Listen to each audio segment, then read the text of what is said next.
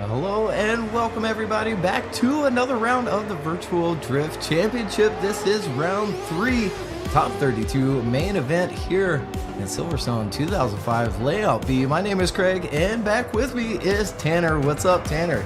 What's happening, Craig, and what's happening, stream? Great to be back, and what a qualifying. If you guys missed that, well, the last team battles gave us a little show into how today's probably going to go, and it was one more time after one more time.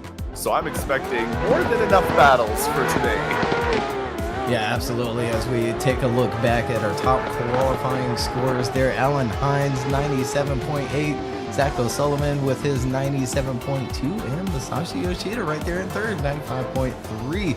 Now let's sort of grade out there. We'll take a look at today's line map if you're just now joining us. The start of the course is at the bottom right-hand portion of your screen through that chicane and on throttle and kind of swinging that car into that first outside zone, clip 1. And down into clip 2, your next outside zone with that large decel area there. Again, especially lead needs to be very smooth through that area of the course with their decel. It's not meant to be a quick, hard decel and then back on throttle. Make it smooth there.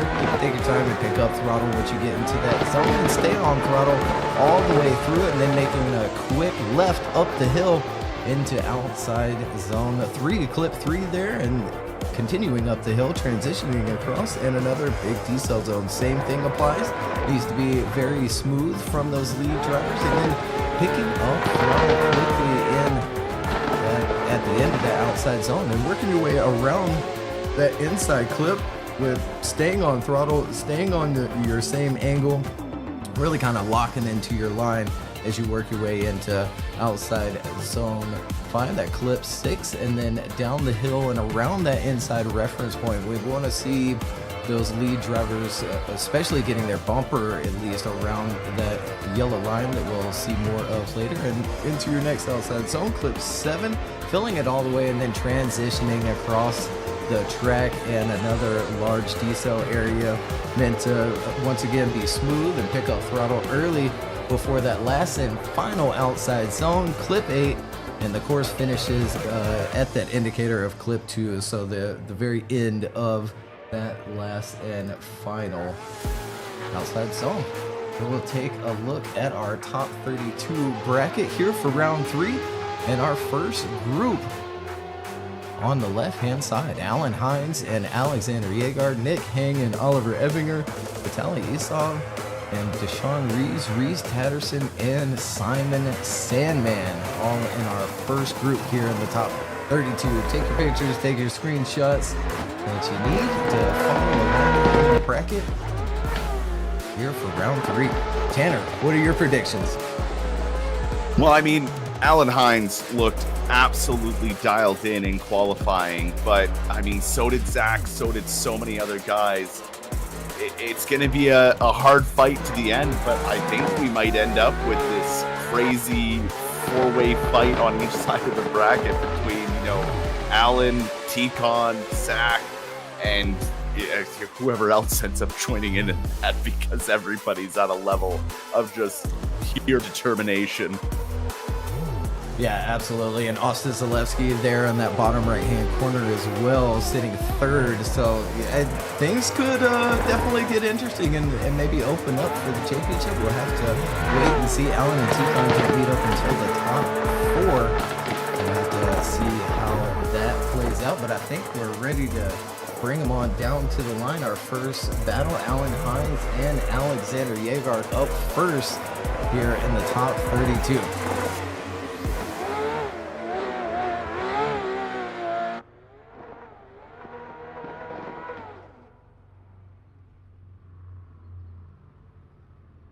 Well, here we go. After an exciting qualifying this morning, we're now here for the top 32 battles. qualifying in the #1 spot in your lead lane in the RTR Mustang is Alan Hines in the chase position after fighting their way through the last 16 battles.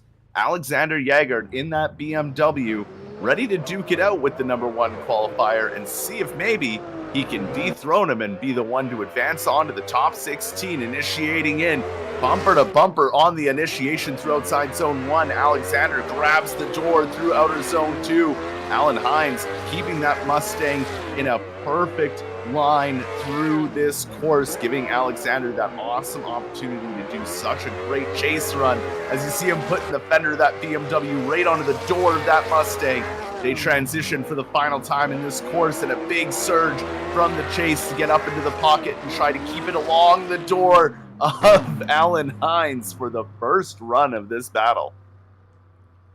Yeah, insane start to the top 32. Let's take another look there right on the bumper, almost making some contact there along that initiation between those two. Alan Hines up front and locked into outside zone 2 with Alexander right there in that pocket, right there along the bumper through that transition up the hill. Now nice and smooth from Alan up front, and Alexander taking advantage of it, staying right there in that pocket through this power alley section, making that transition and making the dive right there along that door of that RTR Mustang, and there they go across that finish line. Now back at the start line, they're switched around and ready for the second half of their battle. Only one can move on to fill a spot in the top 16. Alexander Jaggard now leads. Alan Hines will chase him down as they initiate in. Tons of angle thrown by the lead driver of Alexander. But Alan Hines sticking right there in the pocket and slowly creeping up on that door, leaving just enough room for the transition as the lead driver kicks up a bit of dirt as he throws a lot of angle into that inside clip, but that doesn't upset Alan, who is yet to leave the door of the BMW of Alexander. They make one final transition in this final outer zone. Alan Hines backs off, but then quickly gets back up on the door. This is going to be a close one to call. And if this is any indication of how this top 32 is going to go, my goodness, Alexander Jaggard up front here on the replay, initiating in. He's on time, but he kind of hangs on to the line a little long and transitions a little late, but Alan getting right back onto that door of the BMW before that zone ends, right along the bumper there. A little puff of dirt, but it's hard to tell from which driver, but we do see there Alexander leaving that outside zone 4 a little early and then a little bit too far on the inside of the inside clip, but it doesn't really affect Alan Hines too much. He stays right there in that pocket, backs up a little bit there, reels him back in before crossing that finish line. Close battle between these two here in the top 32. We'll go to our judges here for the first time in the top 32. Alan Hines on the left, Alexander Jaggard on the right.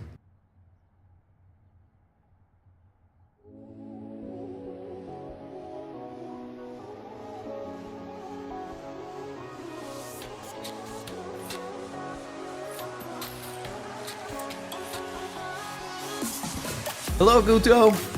We miss you, Guto. It's unfortunate that you're competing with us today, but look at there, we do have a decision, and it is split. Chris and Carl both go left for Alan Hines. Ed chooses a one more time there in the middle, but that is going to give the win to Alan Hines. He'll move on into the top 16.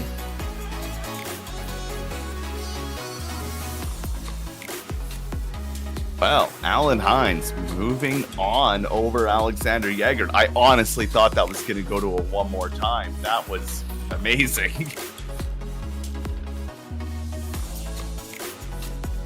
And now we move on to the next battle, and probably one of my more favorite battles. These two are the closest the qualifying order can get. Nick Hang in the Sierra Cosworth qualified in the 16th position. Beside him in the chase lane, Oliver Epinger qualified 17th. These guys are right side by side with each other, not only in qualifying, but now on the track and ready to go for their top 32 battle. Nick Hang leading things out, Oliver Epinger chasing him down. They initiate in. Good initiation from Nick Hang out front, who's looked really dialed in on this course as he sets up beautifully for outer zone 2. Oliver Epinger, though, keeping up with them right on that door as they leave outer zone 2 and start to head towards the uphill, then back down the hill. And Oliver Epinger keeping a very good proximity, not quite on the door, but just right there enough to leave no room for the transition as they go into that final outer zone. And now Epinger puts on the pressure big time, and they finish out side by side. Yeah, let's take a look back on the replay here. First half of their top 32 battle. Nick Hang out front, filling outside zone 1, nice and smooth on his transition and picking up throttle early for outside zone 2. But Oliver Epinger right there in that chase position, right along the bumper, giving a little bit of space coming up the hill and into outside zone 4 where he's right there. But Nick trying to pull away a little bit, heading into this power alley section, filling that outside zone, bumper to bumper through that transition. Nicely done from Oliver Epinger here, nice and smooth, really, from both of these drivers. There they go. We'll switch them up for the second half of their battle. Switch them up indeed. Oliver Epinger now in the lead lane. Nick Hang ready to chase him down. The lights go on, and the second half of this battle is underway. Who will go to face Alan Hines in the top 16? They initiate in, and look at Nick Hang initiating right off the bumper of Oliver Eppinger's Supra. He's pushing hard, wanting to get right on that door through outer zone 2, leaving no room for that transition into outer zone 3, and no room for the transition to outer zone 4. He's right glued to the door. They're wheel to wheel as they come through outer zone 6. One more transition, one more outer zone to go. Nick Hang keeping a good little proximity and good distance, but they still finish out side by side, and wow. We're 2 battles in. My goodness gracious. Oliver Epinger up front here on the replay. Nick being aggressive on the initiation, but does it pay off? Unsure to tell there. He kind of gets a little caught up into it, even in outside zone 2 as well, but nicely done on that transition coming up the hill for outside zone 3. Oliver pouring on the angle for 4, gets around that inside clip, and there they go through that power alley section, filling that next outside zone. Nick really going after it once more here, but is he closer and more smooth than Oliver Epinger was? I'm not sure. It's going to be another extremely tough one to call for these judges. Nick Hang on the left, Oliver Epinger on the right. What do you think, Tanner? Well, I think it's going to come down. That first battle was so smooth between both of them, so I really think it's going to come down to how aggressive Nick Hang was being. And maybe that wasn't the right move. But, we got to leave it to the judges at the end of the day, but that would be the only thing that stood out to me during those 2 battles.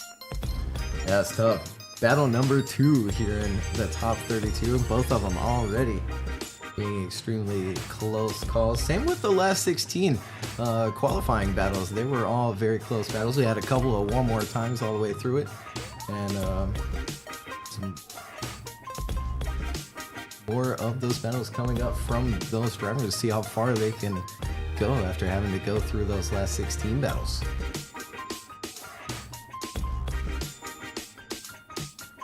Cut me off as needed, but yeah, exactly. The last 16 has just brought in such a new dynamic to these drivers that are good enough, but maybe they just caught the nerve bug when it came to qualifying. And it's so great to see how many of them make it through that wouldn't have made it through initially. So yeah, absolutely. We do have a decision. Oliver Epinger is going to get the win. Another split call between the judges. Chris and Ed go right. Carl goes left for Nick Hang, but that is going to give the win to Oliver Epinger. He'll move on into the top 16 where he'll have to face Alan Hines. But before that, more top 32 battles. Vitaly Isam and Deshaun Reeves are coming to the line there in the background. They sure are. Vitaly Azaev now in the lead lane in that beautiful, I believe that's set 4 BMW. Up against Deshaun Reeves in that Corvette. What a battle this will be. Vitaly looked very solid in qualifying. So did Deshaun. Qualifying a little higher was Vitaly. So we'll get this battle underway to decide who is next once these 2 cars get out of the way so we can carry on with these battles. Who will fill the next spots in the top 16? The lights go on and off they go. Vitaly out front. Jean chasing. Jean trying to initiate right alongside Vitaly. But looks like he's struggling a little bit in that chase position through the first two outer zones. Vitaly keeping that BMW nice and solid now through the next two outer zones. Dijon keeping it right there in the pocket. No wavering anymore as they come through the power alley section down the hill. Now for the last transition. Dijon really leaving no room there for that transition, having to back out of it, wavering just a little bit in that chase position. So this battle might come down to looking at the chase to chase over lead to lead. Yeah, let's take a look back here at the first half of the battle. Vitaly out front, big swing into outside zone 1 and nice transition into 2, getting all the way out there to that wall, leaving Duchan behind just a little bit, but Duchan, excuse me, reels him in quickly for outside the zone 2. He's there before they have time to transition. He's on the bumper, staying with him through this power alley section as well. Vitaly nice and smooth through it though, filling that outside zone. Duchan going after a big dive, but is it a big dive? In a way, it does sort of look like Vitaly does drop quite a bit of speed coming into that last and final outside zone. Well, let's see how the second half of the battle plays out. Maybe it was just a little too much break from the lead drivers. The lights go on. They've switched positions. Dijon Reeves now in the lead. Vitaly Azaev ready to chase him down. They initiate in. And looking good so far. Vitaly right with Dijon. We saw that same kind of washout that we did in the first battle from Dijon Reeves, but he kept it together very nicely, where the chase did not waver at all as they come through outer zone 4 through that inside clip. Vitaly starting to touch the door of the Corvette of Dijon Reeves. They come through the second to last outer zone, now into the final outer zone. No wavering this time from Dijon, and that allows Vitaly to get right up on the door before they finish out side by side. Yeah, second half of the battle here is that replay. Dijon out front. Nice initiation, very smooth. Does have a small little bobble there coming into outside zone 2. Vitaly taking advantage, staying right there with him. Nice on the bumper through that transition. They work their way up the hill now. Sean around that inside clip, about as tight as you can be. Maybe getting a little bit of a nudge from Vitaly in that chase position, but Reeves nicely done as he comes into this last and final outside zone. Near perfect there. And we'll go to our judges. Vitaly on the left, Dijon Reeves on the right. Winner goes to the top 16. They'll face off against the winner of our next battle, Reeves Tatterson and Simon Sandman.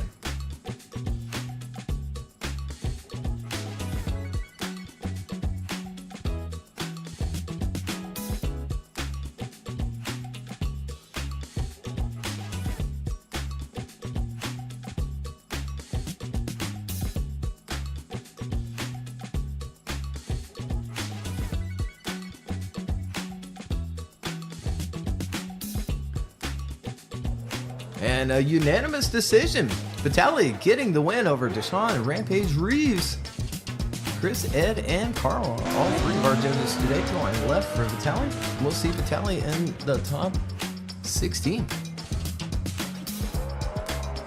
We sure will, and now we'll see who is going to face off against Vitaly in the top 16. Will it be the partner to Alan Hines, Reeves Tatterson in the RTR Mustang in that lead position, or will it be Simon Sandman in that S chassis who's chasing him down? They leave the line and initiate in. Good initiation for both drivers, leaving no room on the transition.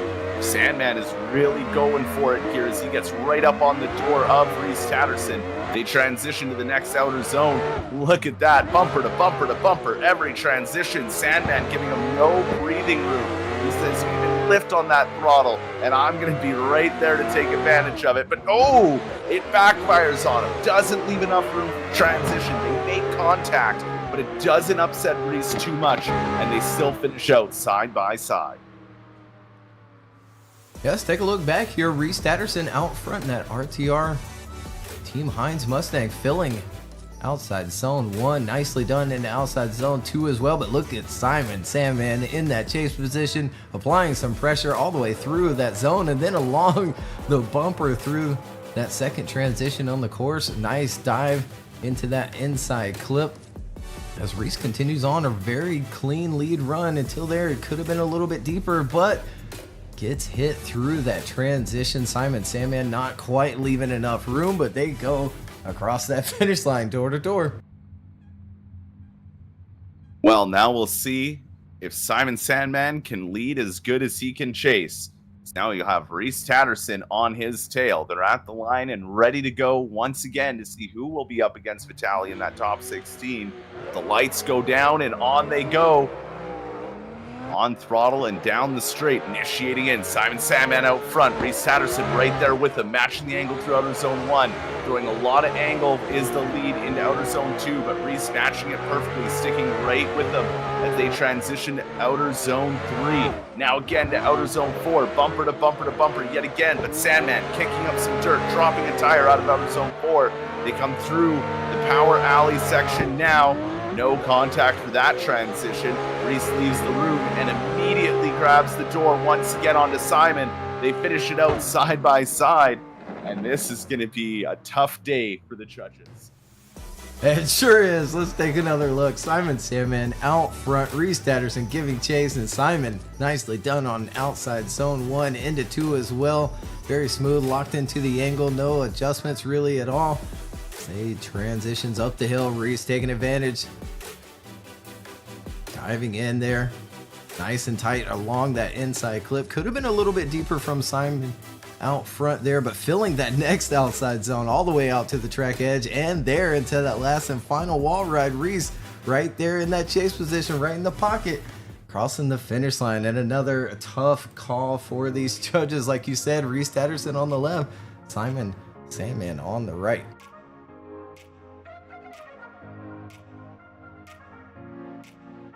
And it looks like we have a quick decision. It is. They are going to go left. Reese Tatterson getting the win over Simon Sandman. Chris, Ed, and Carl all going left. And I imagine it comes down to the contact there that we saw on that last and final transition. Unfortunate, because Simon was on a tear there, applying some pressure to Reese Tatterson. Yeah, Simon was really on it, and it was a battle for him to lose. And that's just the thing at this skill level. Make a mistake like that, you didn't leave enough room for the transition, you make the contact, that'll end a run for you, that'll lose you the round, and then you're out. And it's a mistake that, as much as you want to be that aggressive, you gotta let it, but hold it back just a little bit, then go for it again, just like Reese demonstrated in his chase run. Yeah, absolutely. As we take a look at our bracket, we'll should see Reese Tatterson's name go right into that top 16, but Alan Hines, Oliver Epinger, Vitaly Isam, and Reese Tatterson all getting the win there in their top 32 battle. And up next, Ernestes Yakubelis and Daryl Diaz, Brandon Patrick and Dimitri Mitin, Tikhon Peski and Danielis Parangauskas, Darius Ostreika, and Ethan Pitrakou for our next group here in the top 32.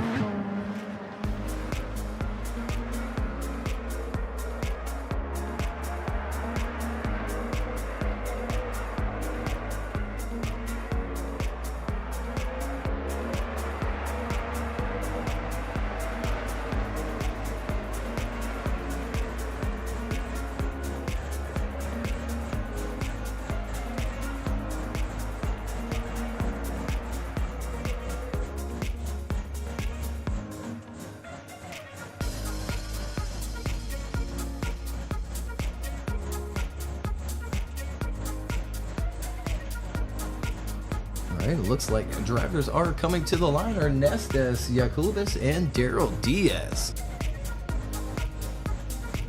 Yes, the next two at the line, ready to go. Ernestes Yakubelis in that A90 Supra in the lead lane. Daryl Diaz in his S15 in the chase. They start this battle to get underway. Only one can move on to the top 16, initiating in. Good initiation from Ernestes out front. Daryl Diaz sticking right there with them, though. Getting over ever so close to almost making contact. Just keeps it away and out of that door as they transition bumper to bumper through outer zone 4, through the inside clip.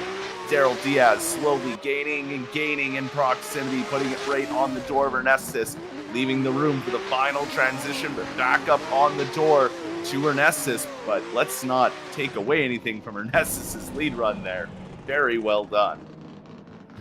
Yeah, absolutely. We'll take another look at it here on the replay. Ernestus out front, Daryl Diaz giving chase, and Ernestus initiating in with a bunch of angle through outside zone 1 and throws that car in outside zone 2, but Daryl Diaz does the exact same thing in that chase position and applies some pressure, but does drop back quite a bit there through that second transition of the course into outside zone 3, but closes the door there around that inside clip and stays with him through power alley section of this course. Big transition across Ernestus, nailing the line and angle. A little bobble there from that chase position of Daryl Diaz, and there they go across that finish line. Well, across the finish line on the replay at the start line here live. Daryl Diaz now in the lead position. Ernestus Yakubelis ready to chase him down. See who claims the next spot in the top 16. Initiating in.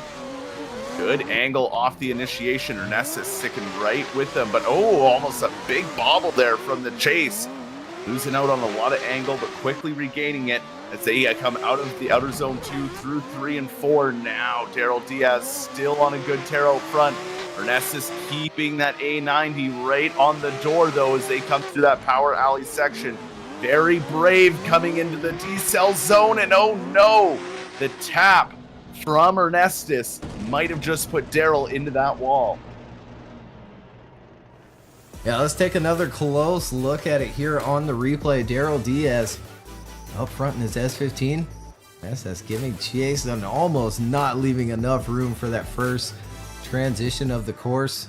Ernestus still applying pressure from that chase position through outside zone 2 and does better here through this section of the course, right along that door and in the pocket of Daryl Diaz up front to continue on, filling that outside zone. Big transition across. And here comes that contact. Yeah, just the tiniest little bit of contact. Ooh, and right after going into the wall. Judges might take their time with this one, but they do also have a drone that they are using in the background. They may be able to see a better look, have a better angle on it. Quickly give this call. We'll see. Ernestus on the left, Daryl Diaz on the right. And look at there, they are quickly going right. Daryl Diaz getting the win, unanimous decision. Unfortunate, tiny little bit of contact from Ernestus. Man, what a close battle. What a very close battle indeed. And again, that's what it comes down to. Small little mistakes. One thing could just ruin the run for you and ruin your day. Just maybe not play it safe, but just leave a little bit of room, a little bit more.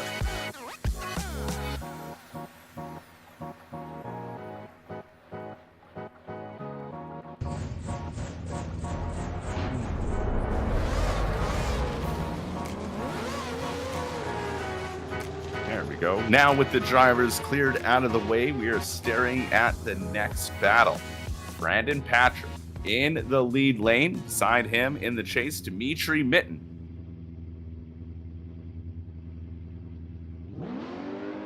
Brandon qualifying 13th today, Dimitri qualifying 20th. Let's see how this battle gets down.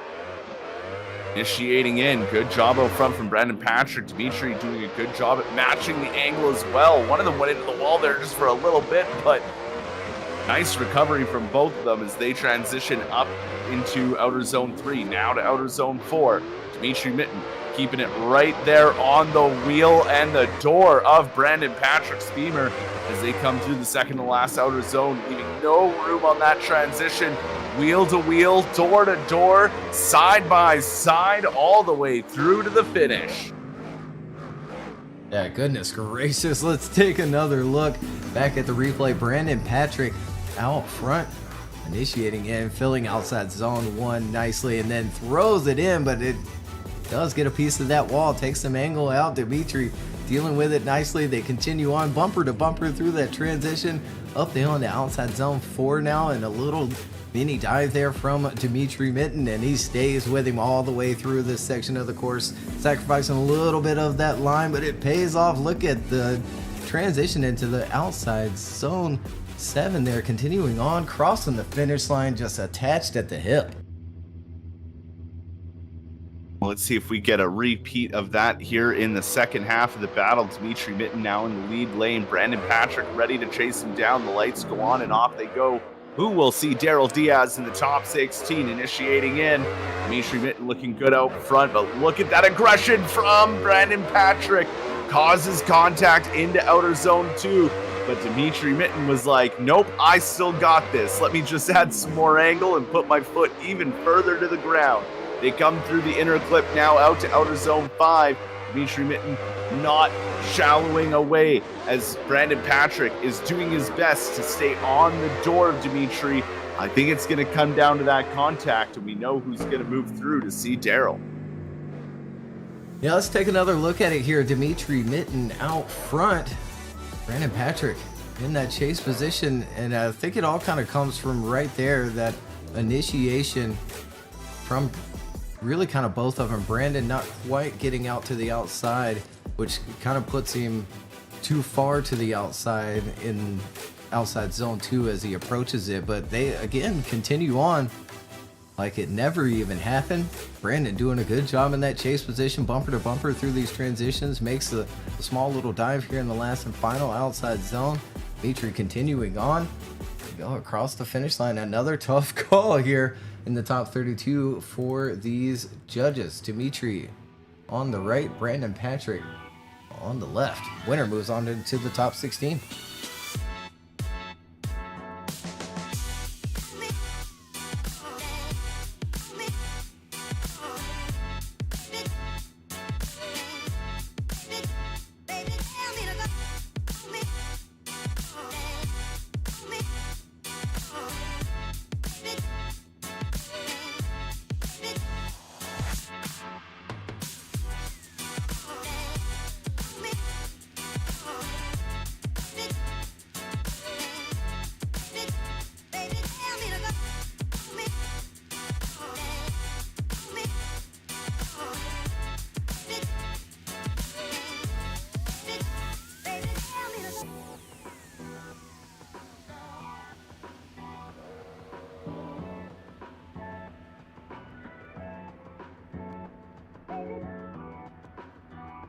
Okay, yeah, here we go. So Brandon Patrick is getting the win. All three of those judges are moving left. Chris, Ed, and Carl all move left. And it is going to come down to that contact. We'll see if we can maybe get Chris in. I can hear him explaining it to the drivers now. And overhearing just a little bit there, Dimitri getting into the cones a little bit through that chicane.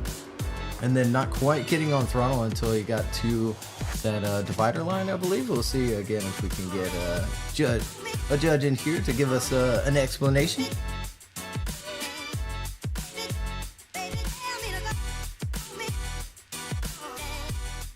I hear tell you wanted an explanation. There he is, Chris. How's it going? Yeah, well, good. How we doing? Yeah, we're doing good. So yeah, if you want to just clarify things for that call there, but in that contact we just saw. Yep. So that one, obviously, that call is all dependent on the contact. So something that was actually mentioned to us by the drivers was there was a little bit of contact there from Dimitri with the start cone as we came through.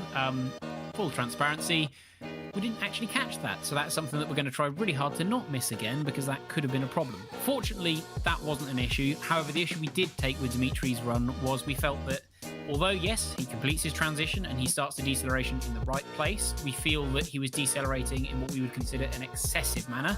So that is to say that he was decelerating too much for our liking, because as Brandon was coming in behind him, he was matching him, it was fine. Brandon sort of goes to pick up the throttle again and continue along as per normal. Unfortunately, Dimitri is then decelerating more than he should have, and then right as Brandon hits him, he gets back on power again. So for us, it almost feels like maybe he was slightly trying to bait a bit of contact or something. It was just a bit, it didn't feel quite right to us. There was something about the way he decelerated that we're not happy with, and as per the regulations, we are perfectly allowed to call excessive deceleration from both the lead driver if we so deem it. And for us, that one just dipped into being just a bit excessive on how much he was decelerating prior to that wall run. Yeah, absolutely. Well, there you have it. Just wanted to get some clarity on that, as that was an odd series of events there that all happened very quickly in a very small area.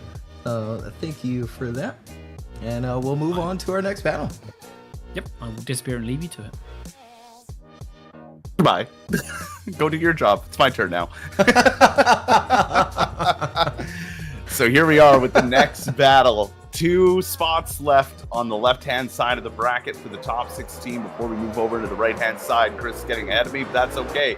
Peski in the right lane looked fantastic in qualifying, so we'll see how he does here, being chased down by Parangauskas.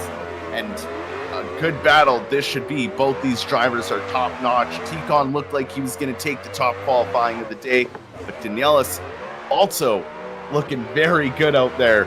So we'll see how this battle shapes up. They're about halfway done the course now. One last outer zone to go. Again, Tikon doing what he does best, keeping that car exactly where it needs to go. Danielis doing a great job just following Tikon and sticking right beside him that whole time. Yeah, good lord. Let's take another look here. Tikon Peski out front, initiating in, filling outside zone 1. Nicely done, and holding some good speed into outside zone 2. Danielis coming in maybe a little hot there in that chase position, but corrects it and gets into the pocket of Tikon, and then going after it there up the hill, filling outside zone 4. Maybe a little tight to the inside clip. As they continue on through the power alley section, filling that outside zone there on the left-hand side of the track, and then into the last and final wall ride where Danielis just not letting up, applying some pressure across that finish line. Well, we'll see how the second half of this battle turns out as they're back at the start line, switched around and ready to go to war once more. In the lead lane now is Danielis Parangauskas and Tikon Peski, ready to chase him down. They initiate in. Tikon already very close to the bumper, off of the initiation and on the transition. They hold it together as a little bobble from that lead lane of Danielis, but Tikon, expecting it to happen, corrects for it and sticks right with them as they come through that inside clip. Now through outer zone 5 and down towards outer zone 6. Tikon not letting up one bit, even getting brave into that decel zone, into the final outer zone. Tikon just sticking right there with them. Maybe a little bit of contact. It was hard to see. We'll maybe see if the replay picked it up. Yeah, it really was. Let's take another look. Danielis out front. Great initiation from him. Tikon right along the bumper through that first transition. Tiny little correction in angle from Danielis out front. Bumper to bumper through that next transition up the hill now. Nice and smooth. We do see a little puff of dirt, but nothing that indicated that the car fell off that track edge. Fills that next outside zone, and here we go. Is there... No, it doesn't look like there is any contact, just maybe a little bit over decelling from Danielis heading into that zone, and when he picks up throttle, car wants to shoot forward. It's a tough one to see there. Judges will take a look at it and come to a decision. Tikon Peski is on the left, Danielis Parangauskas on the right. Another close battle here in the top 32.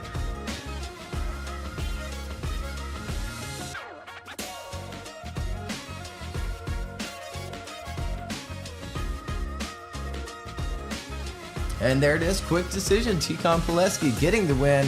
Chris, Ed, and Carl, all 3 judges moving left. We'll see him in the top 16. Up next, Darius Ostreika and Ethan Pitrakou. This is going to be a good one.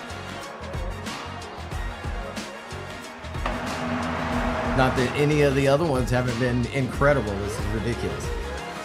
It's been absolutely crazy, and we're only halfway through the top 32. Darius Ostreika sitting in the lead position. Ethan Pitrakou ready to chase him down in that Nissan Z.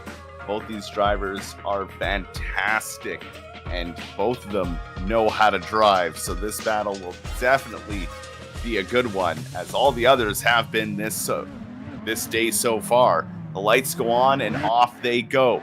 Darius out front. Ethan chasing him down. Ethan going for a very early lunge to get on that door through outer zone 1. Matches the angle nicely as they come into outer zone 2. Darius out front holding a good line as they come into outer zone 3. Ethan leaving just enough room for those transitions. Starting to lose out on matching that angle just a little bit, but Darius keeping that good lead line as they come through the second to last outer zone, make the final transition. There's Ethan now screaming up onto the door through that final outer zone. They finish out side by side.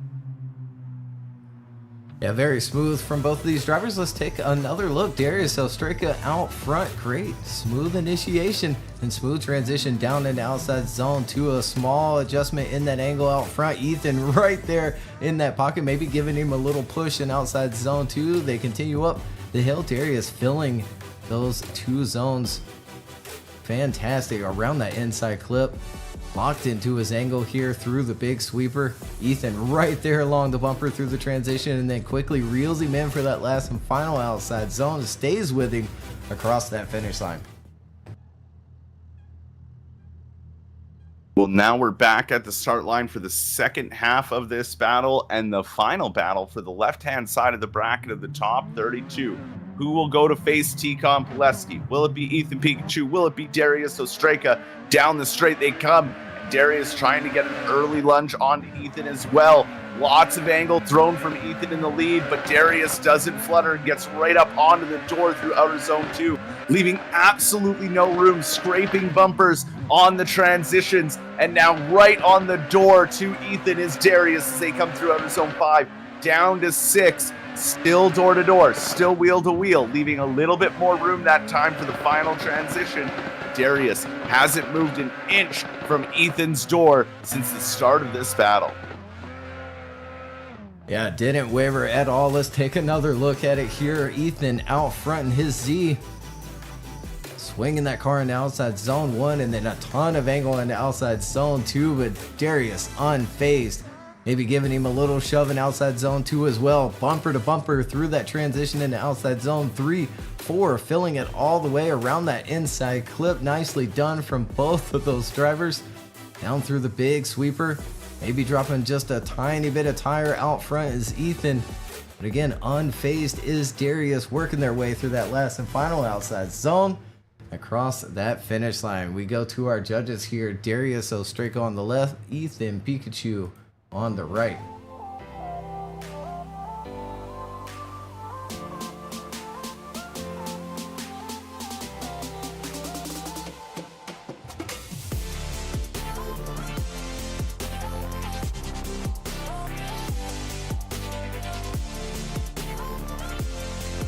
We've got one more time from Chris. Ed goes left, Carl goes right. We have another split all the way down, and we're gonna line them back up. You know, just before we went to it, I was going to say, this feels like it's going to be a one more time battle. We don't make it to the end of one half of a bracket without a one more time. That doesn't happen. This was the one. This is a good one, too. These guys were right close with each other. So let's see what happens here in the second, or in the one more time battle.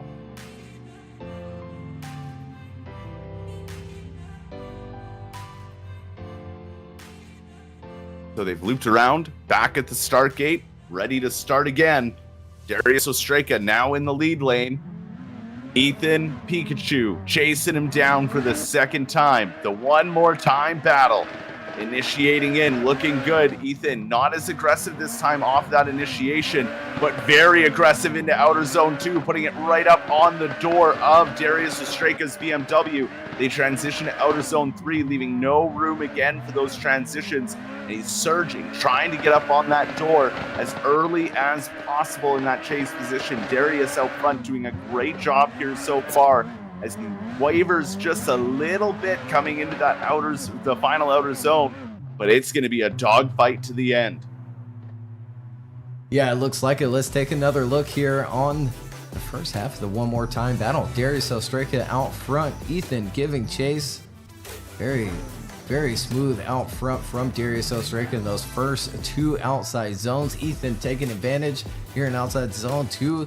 Now working their way up the hill, filling outside zone 3, now 4, all the way out to that track edge, around that inside clip. Ethan, again, right there in that pocket, staying with Darius out front. Nicely done on the last and final transition as well, but we do see Just a small correction out front.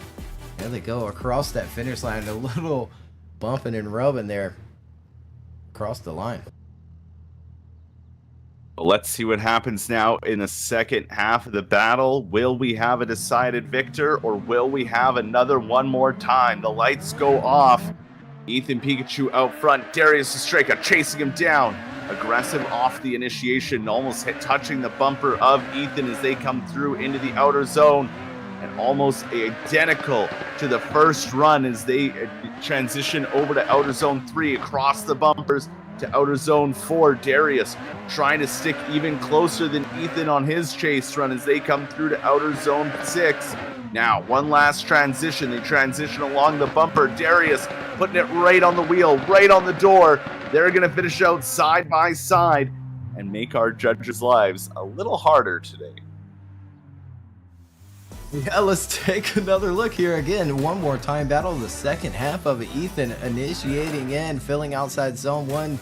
Darius going after it here into outside zone 2 and staying right there with him, maybe making a little bit of contact with Ethan out front, bumper to bumper through the transition.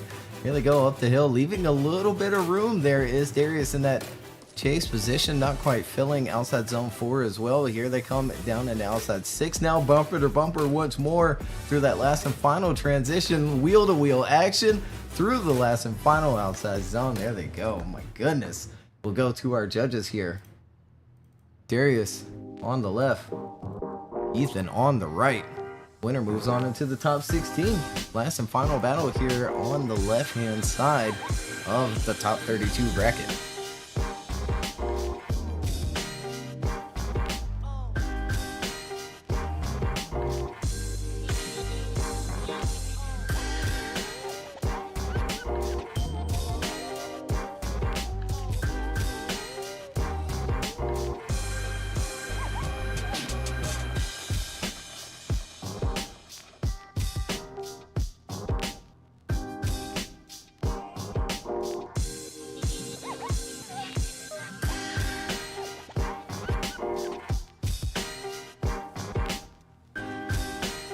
And here we go. We do have a decision. It is going to be a split call once more, but we do have a winner. Darius Ostreika getting the win. Chris and Ed both going left. Carl going right for Ethan.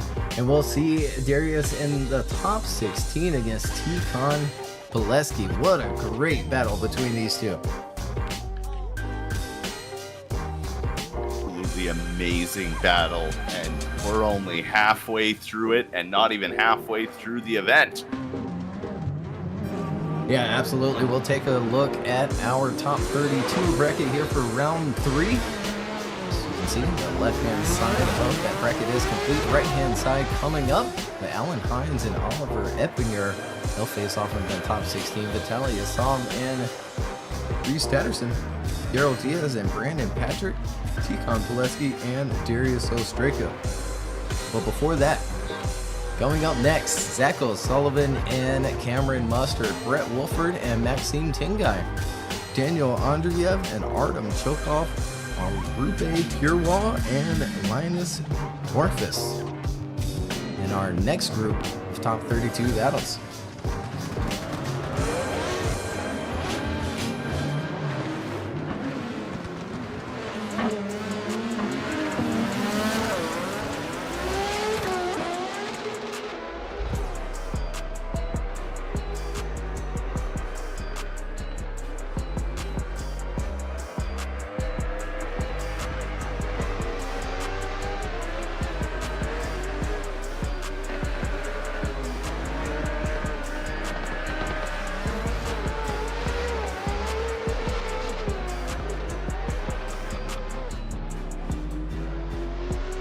Drivers just finishing up their couple of practice runs here.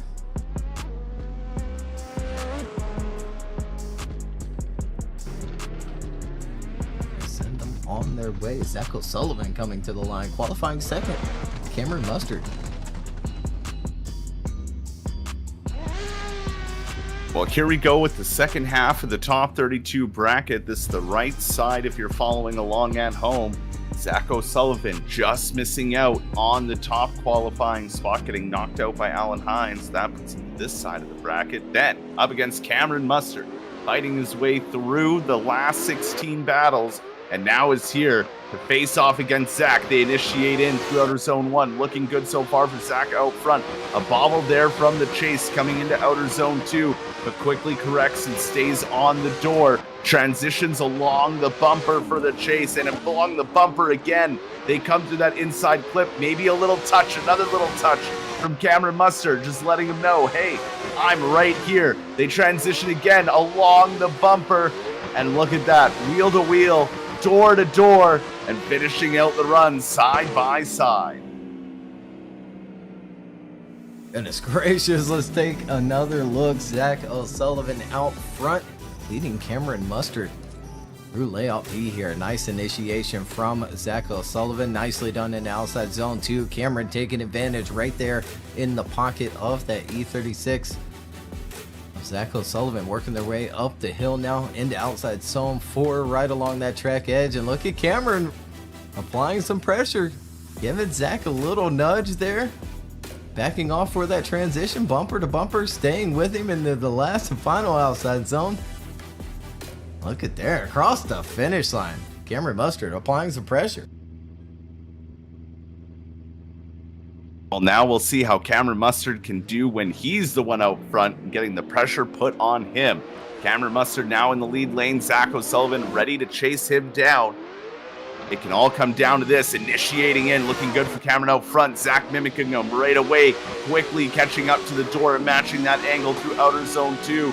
He keeps surging. He has a bit more grip in that E36 than Cameron in that R32 as they come through the outer zone 4, now into 5, and look at that. Zach right along the door. I think he gave him the same little tap as Cameron did to him. They make the final transition through the final outer zone, side by side, door to door, finishing it out in a fantastic battle. Yeah, near perfect runs from really both of them. Here's Cameron out front here in the replay, and I think here is maybe the only mistake out of really both of the runs. We see a small little angle correction there in outside zone 2. Zach deals with it nicely. Zach maybe could have been a little bit closer there in outside zone 3, but here reels him in. Very similar, but it doesn't look like any contact was made. Zach maybe sacrificing a little bit of line through the big sweeper, but not proximity at all. Nicely done here in the last and final outside zone from both. Again, just close battles back to back to back to back here in the top 32. Zach O'Sullivan is on the left for these judges and Cameron Mustard on the right. Or will we see another one more time here in the top 32? I think it's going to be close. I think that one might be another one more time.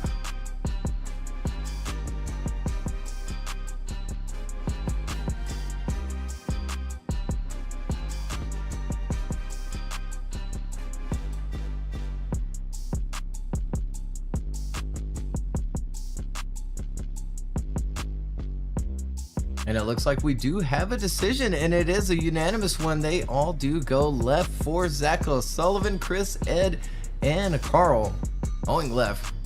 Zach moves on into the top 16, but what a fight Cameron Mustard put up against the back-to-back champ, Zach O'Sullivan. Holy moly. Absolutely unreal, and a good job, though, from Cameron. What a battle he brought to Zach. Never make his life easy. That is for sure. Next up on the list, Brett Wolford in the Mustang in the lead position up against Maxime Tinguy in that 1 Series BMW. The lights go on and off they go. Down the straight, initiating in. Good initiation by both drivers to outer zone 1. Maxime was really on the attack there, but then backed out of it at the last second. Got back on throttles, now back on the door of Brett Wolford as they come through outer zone 3 into 4. Brett with a little bit of an advantage going through that inside clip, but then Maxime Tinguy recloses that door on him and gains that proximity. They transition one last time into outer zone, the final outer zone. Maxime slowly reels him in and gets side by side with him right by the finish. Yes, take a look back on the replay here. Brett Wolford out front leading Maxime Tinguy. This BMW, great initiation. Big angle from Brett out front. Nice and smooth. Picks up throttle quickly and really pulls away from Maxime, but Maxime doing a good job to reel him right back in. Bumper to bumper through that transition. Good angle from Brett out front. Nice and smooth around the inside clip. Here they go down the hill now through this little power alley section. Maxime staying right there with him, making a big dive here. And we see Brett could have maybe been a little bit deeper in the beginning part of that last and final outside zone, but not too big of a mistake there. We flip them around for the second half of their battle. And looks like they're ready to go. Maxime Tinguy now going to lead out the battle. Brett Wolford going to chase him down. The lights go off and off they go through the chicane, down the straight, initiating in. Brett already on the attack from the initiation as they transition down to outer zone 2. Kicking up some dirt was Maxime Tinguy in front, maybe slowing him down a little bit, maybe making some contact with the wall. Very light taps. Brett gives him a tap, leaving outer zone 2. They make the transition down to outer zone 3 and 4, but through that inside clip, Brett gives him another tap to the to the fender of that BMW. He leaves the room for the transition, tries to get right back up on the door of that 1 series and manages to do so by the end, but a little scrappy this time around. Yeah, let's take a look back at it here. Maxime out front this time in the second half of their battle. Good swing into outside zone 1 from both of them. And a big dive from Brett. Very similar the other way around us and transition up the hill now. Maxime doing a good job there for outside zone 3 or 4 as well. Picks up that throttle and a little nudge there from Brett Wolford. Little angle taken out there from Maxime heading through that big sweeper, but was it because of the little bump? It's tough to tell as we see Brett a little bit on the inside, but again, that 1 series is a lot smaller. Is it, is he all the way out there to the wall where he should be, or is he too far on the inside? It's tough when you're chasing something small and you're in a big, shall we say, land yacht of, of that Mustang. Brett Wolford on the left, Maxime on the right, or again, maybe a one more time here. It's a tough one between these two.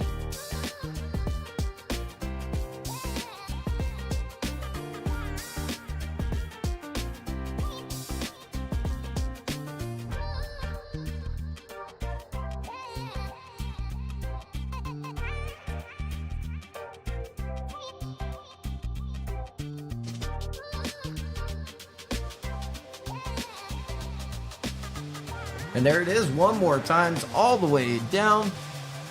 They're going to line him back up.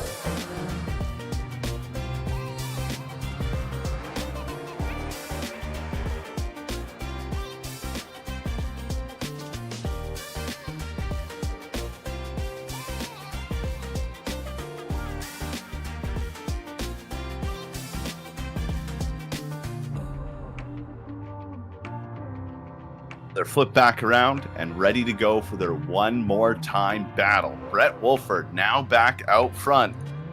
Another fellow Canadian, Maxime Tinguy, ready to chase him down for the one more time battle. Initiating in. Look at that, even closer this time for Maxime on the initiation. But lost out big, but into the wall goes Brett Wolford. Oh no! Brett playing with that speed, but took too much of it. Hit the quarter panel on the edge of the wall. That was all she wrote. Good recovery, though, from both of them. They finish out this run here, but we'll let Craig go to the replay and see maybe exactly what happened. Yeah, it's a tough one there. Maybe I jinxed it with the land yacht comment here, but we'll take another look. Brett initiating in, nicely done for 1, but yeah, ends up just a little bit too far on the outside there, getting into the wall independently, but they, continue on like it never even happened. Around that inside clip, filling the outside zone. Working their way through, but I imagine that will be deemed a 0 there for the first half of this one more time battle. I think so as well, but we'll get the second half started right away here. Maxime Tinguy now in the lead lane. Brett Wolford ready to chase him down. Hopefully recovered from that hit with the wall. The lights go on and off they go. Initiating in. Look at Brett giving him a push off of that initiation. That's going to mess him up and put Maxime into the wall. But that initiation, he had so much grip and just went right into the back of Maxime, sending Maxime flying. Now they're just, well, bullying each other at this point.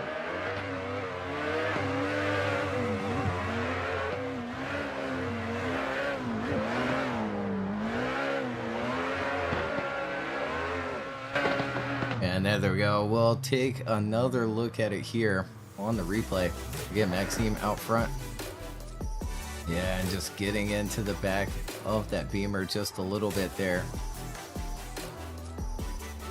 Kind of sending Maxime into that first wall. They work their way up the hill now. And then a little bit, again, too aggressive from Brett in that chase position. And we will go to our judges. Brett on the left, Maxime on the right, but I believe we'll see Maxime move on into the top 16 where he'll go against Zacho Sullivan.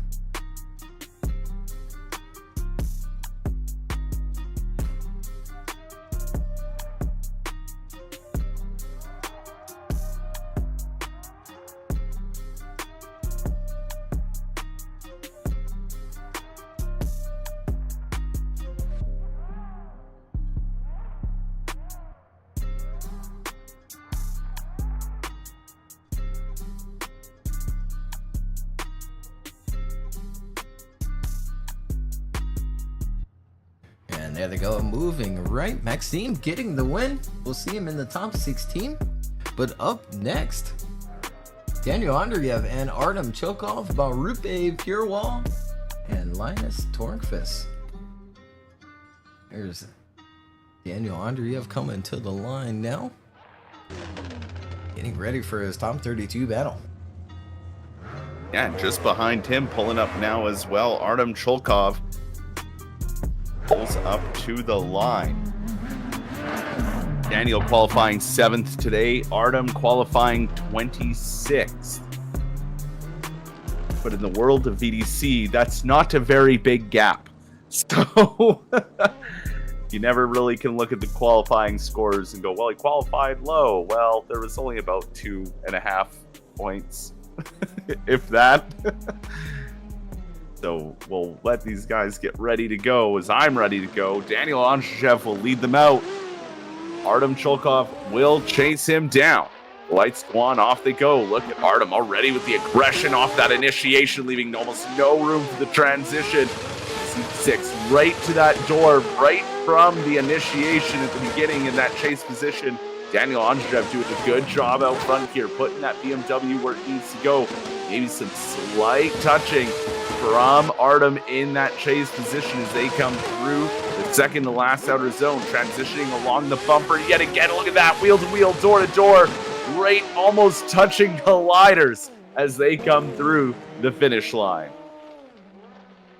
Yeah, let's take another look here. Daniel Andreev out front here, bumper to bumper through the initiation and that first transition into outside zone 2. Artem applying some pressure all the way through the zone. Daniel locked into a line and angle here, nice and smooth transition up into outside zone 3 into 4 now, filling it all the way and around that inside clip where he pulls away just a little bit from Artem, but Artem reeling him back in through that power alley section, that big sweeper, big transition across, and some more pressure being applied as he puts his bumper through that front wheel of Daniel Andreev. Well, back around at the start line and ready to go once again. Artem Chulkov will now lead things out. Daniel Andreev will now chase him down. Second half of the battle gets underway to claim yet another spot in the top 16. Initiating in, look at Daniel doing the same thing Artem did, right with them till that decel point, lost a bit of room, but then quickly regained it back. Transitioning now over to outer zone 3 and 4. bumper to bumper on these transitions, but maybe a couple love taps there to the front fender of Artem Chulkov's car. But look at the aggression Daniel's putting into it, really keeping that BMW there, but doing just as good of a job. What a drive between these two. Yeah, it looks like we might have another one more time situation maybe. Artem Chulkov out front, this time in the replay. Second half of the battle, big initiation, big angle through outside zone 1, picking up throttle early in the outside zone 2. Daniel reeling him in quickly, staying with him through outside zone 2. Nicely done on the transition up the hill into 4 now, all the way out there, but maybe some over rotation out front from Artem. Up the hill and around that inside clip, he has to make a small correction there. Daniel doing a good job to deal with it and keep things going. Look at there, again applying some pressure, maybe pushing him across that finish line. We'll go to our judges here between these two. Daniel on the left, Artem on the right.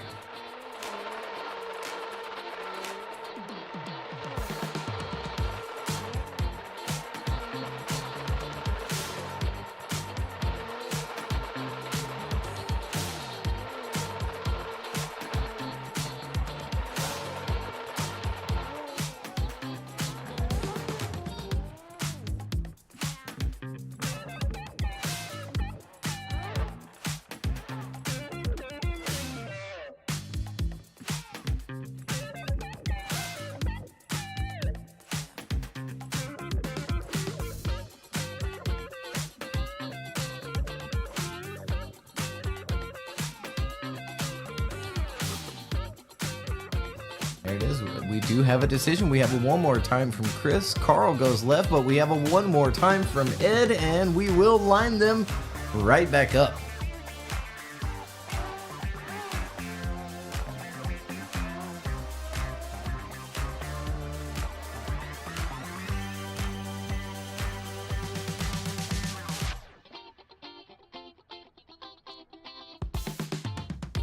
Well, we let them drive back to the pit, grab some new tires, and back to the line they come. Daniel Andreev back in that lead lane, ready for the one more time battle. Getting some heat into those tires is Artem Chulkov. Pulling up to the line, and they are ready for their one more time battle to claim yet another spot in the top 16. Only one can go. The lights go on, and off they go. Down the straight, Artem right along the bumper as they initiate in, kicking up a little bit of dirt from the chase and giving no care into the second outer zone. Both drivers leaving it planted, transitioning on the bumpers, going through outer zone 3, but a tap there from Artem as they come out of that inside clip to outer zone 5. Now through outer zone 6, again, another transition along that bumper, and Artem putting it right on the door of Daniel Andreev, almost bullying him through that final corner. Yeah, a little scrappy there at the end. Let's take another look. Daniel Andreev out front. Almost a little bit of contact there before that initiation. Very close from Artem, really playing with fire there, but it looks like it pays off. He stays right there with him through outside zone 1 and 2, into 3 now, up the hill, now into 4, staying right there with him. A little shove there through that inside clip though, and Daniel definitely has to make a correction as they work their way through. Big transition across and dive from Artem, and again pushing him just a little bit, almost riding the runoff there as Daniel gets into the wall a little bit. Well, let's see what happens in run number 2. Artem Chulkov now leading. Daniel Andreev ready to chase him down for the one more time battle for a spot in the top 16. Lights go on, off they go. Initiating in. Daniel right there with them off the initiation, being just as aggressive. No one letting up. A little tap maybe there from the chase driver of Daniel as they come through outer zone 3, transition along the bumper into outer zone 4 through that inside clip.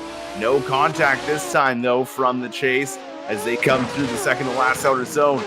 Transitioning again on the bumper, now going wheel to wheel and door to door all the way through the finish. I think there might be enough here for the judges to make a decision. Yeah, let's take another look here. Artem out front.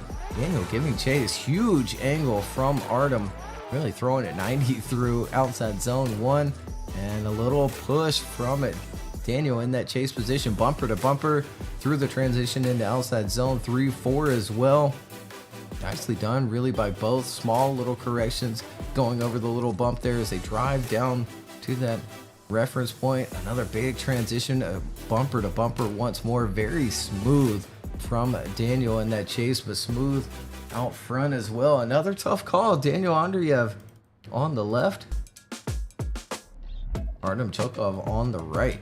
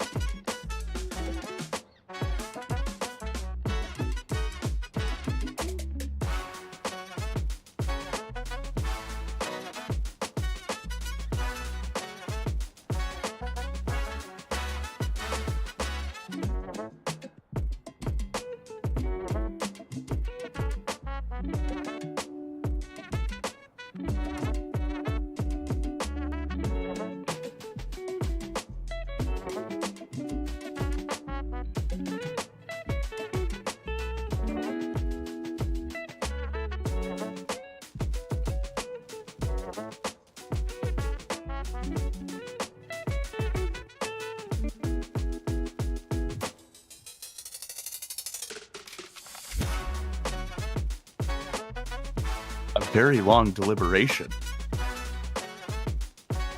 Yeah, definitely another tough call from him. Close battle once more.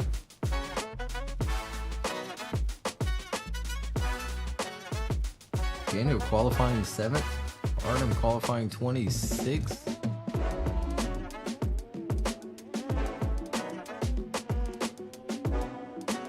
Yeah, I think we actually lost a Dion. Let's see if I can overhear the call.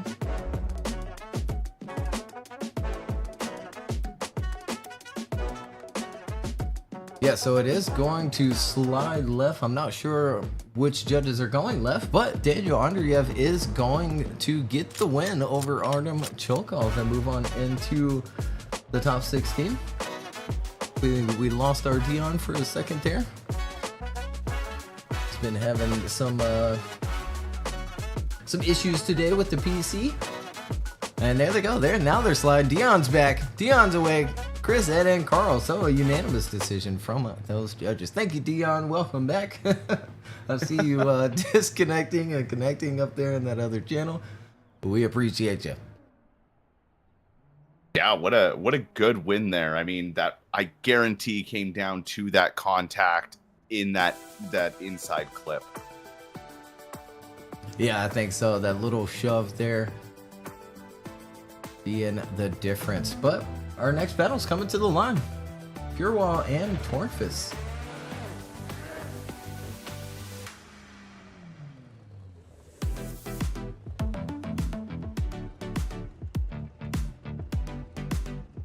Well, our next battle comes to the line. Valrupe Purewal in the S13, the Sil 80 in the lead lane, up against Linus Tornquist in that Toyota Supra. The lights go on and off they go. The battle is quickly underway. Linus already applying the pressure, but Valrupe was showing great skill during qualifying, going offline a little bit in that chase position, trying to keep up with the speed of Valrupe is Linus, maybe even straightening out there. Looked definitely like a loss of drift, but I might have seen it wrong. We'll wait for the replay as they come through the second to last outer zone, make one last transition down through the outer zone. Now Linus is able to get up on the door of Valrupe and off through the finish line they go. Yeah, we'll take another look here on the replay. Purewal out front. Nice and smooth on the initiation. And good speed into outside zone 2. Linus having to sacrifice a little bit of that line there to reel him back in. And We see him make a big dive to the inside, not quite fill outside zone 3-4 as well in that Supra, and a little bit too tight to that inside clip, doesn't quite get around it and into that outside zone now, but a big dive from the Supra in that chase position. But Purewal unfazed, very smooth lead run out front. Yeah, very smooth run indeed, but now we'll see how Linus gets on in the lead position. Linus now leading it out, while Rupe ready to chase him down, initiating in. Almost side by side as they come into outer zone 2. A lot more angle being thrown early on by Linus over Balrupe, but he's keeping it right there and keeping it in touch with Linus from that chase position as they come through that inside clip, push out wide to outside zone 4, then, or sorry, 5, then down to 6. One more to go, one transition. Linus almost looking like he may be having the advantage here, but we'll leave that up to the judges to decide.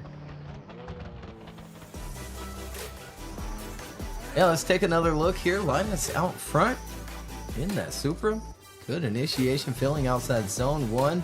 Good speed in outside zone 2 as well, picking up throttles quickly.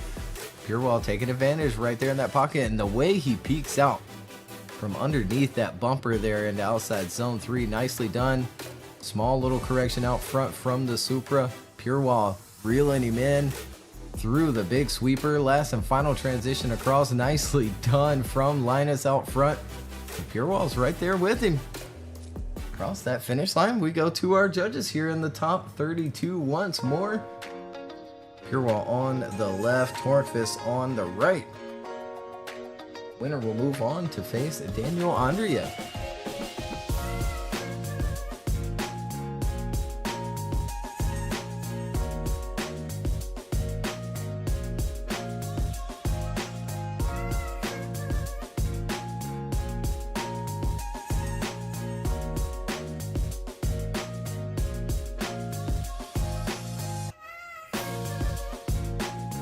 And there it is, unanimous decision. Rupe Purewal gets the win and moves on into the top 16, where he's got to face off against Daniel Andreev. But before that, up next, Masashi Yoshida and Victor Lasheras, Brandon Gardner and Nico Stelea, Austin Zalewski and Ethan Minima, Abdulrahman Alshetwi and Robert Kivsinski, all up in our last and final group here in the top 32 before we move on into the top 16.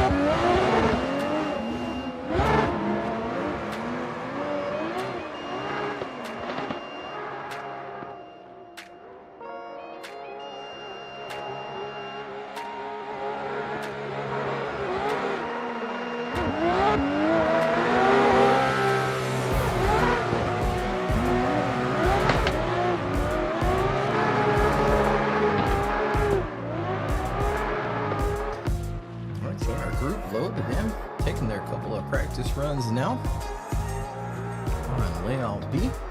Masashi Yoshida and Victor Lasheras coming up next. It's going to be an exciting one between the Beamer and that new RX-7. Yeah, the new FC of Victor and Masashi, who was just throwing it down in qualifying today. But Victor's not one to shake a stick at, so we'll see how this battle gets on. Yosha in the lead lane. Lasheras chasing him down.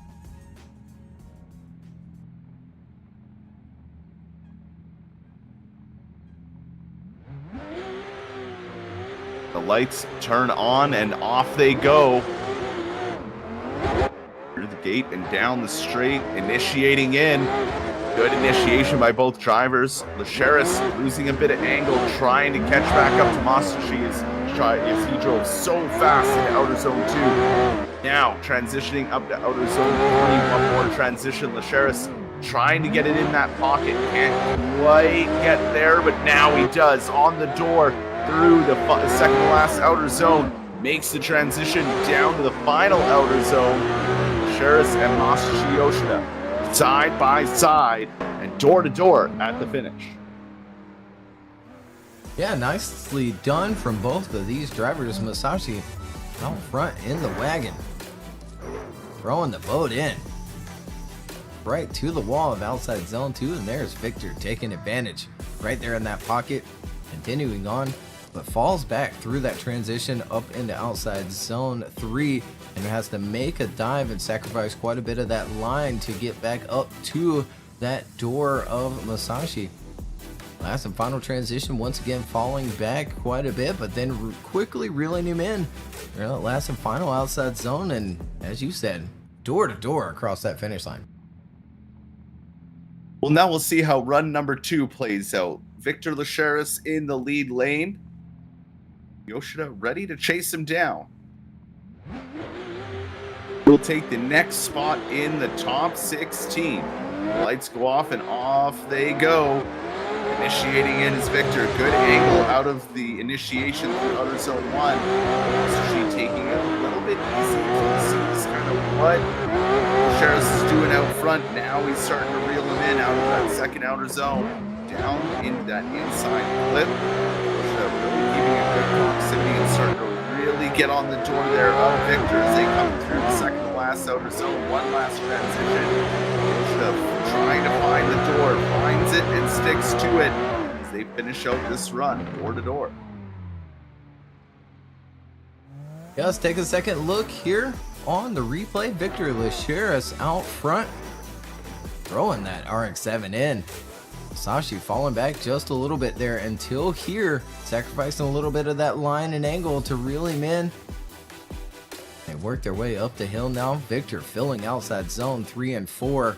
Very smooth around that inside clip and into outside zone 5. A little bit on the outside here, but ends up filling the zone. Working his way to that last and final one. Masashi trying to stay with him. And there they go across that finish line. So another close battle here in the top 32. Masashi on the left, Victor Lasheras on the right. Winner moves on into the top 16.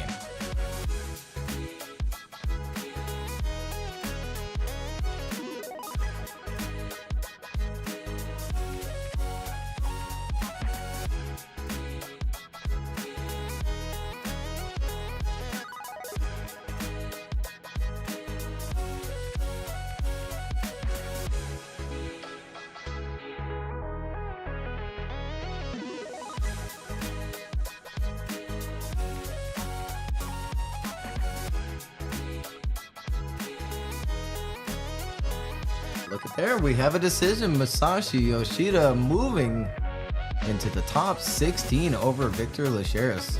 Again, scrappy battle between the two. Could have gone either way, but Masashi will get the win, and he'll face off against the winner of our next battle, Brandon Gardner and Nico Stelea, coming to the line. A good battle indeed between the two, but Masashi just a little bit better, taking the win over Victor. Now to the next battle. Brandon Gardner in the lead lane, that E92 BMW, up against Nico Stelea in that FD RX-7. We go from seeing an FC in the chase to an FD now in the chase. They wait patiently for those lights to go off so they can get this next battle underway.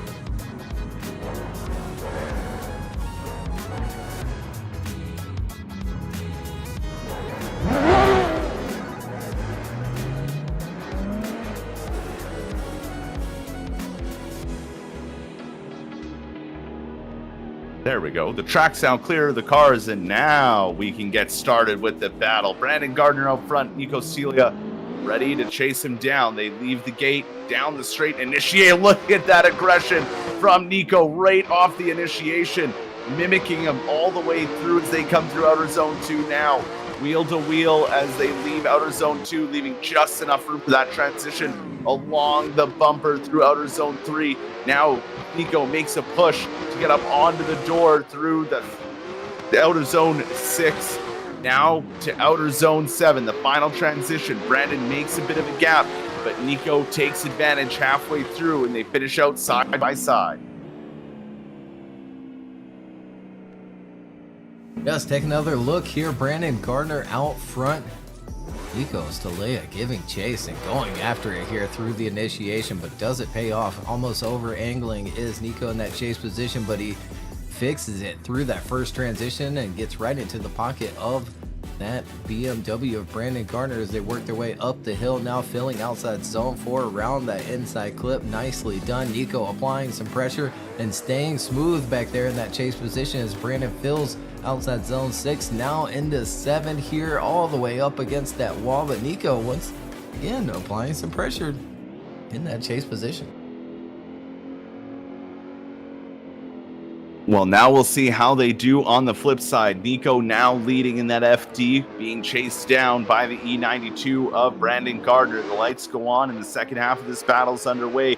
Initiating in, Brandon Gardner even closer on the initiation as they transition to outer zone 2.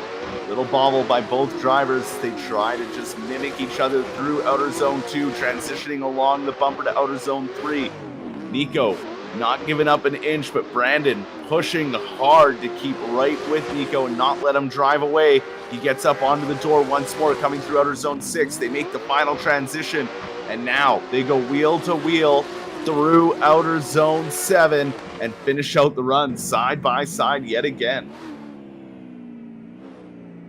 Yeah, let's take a second look here on the replay. Second half of the battle, and look at there, Brandon going after it through outside zone 1 and a big dive into outside zone 2. A couple of little bobbles here and there, but very similar proximity, bumper to bumper through that second transition and up the hill, reeling him in.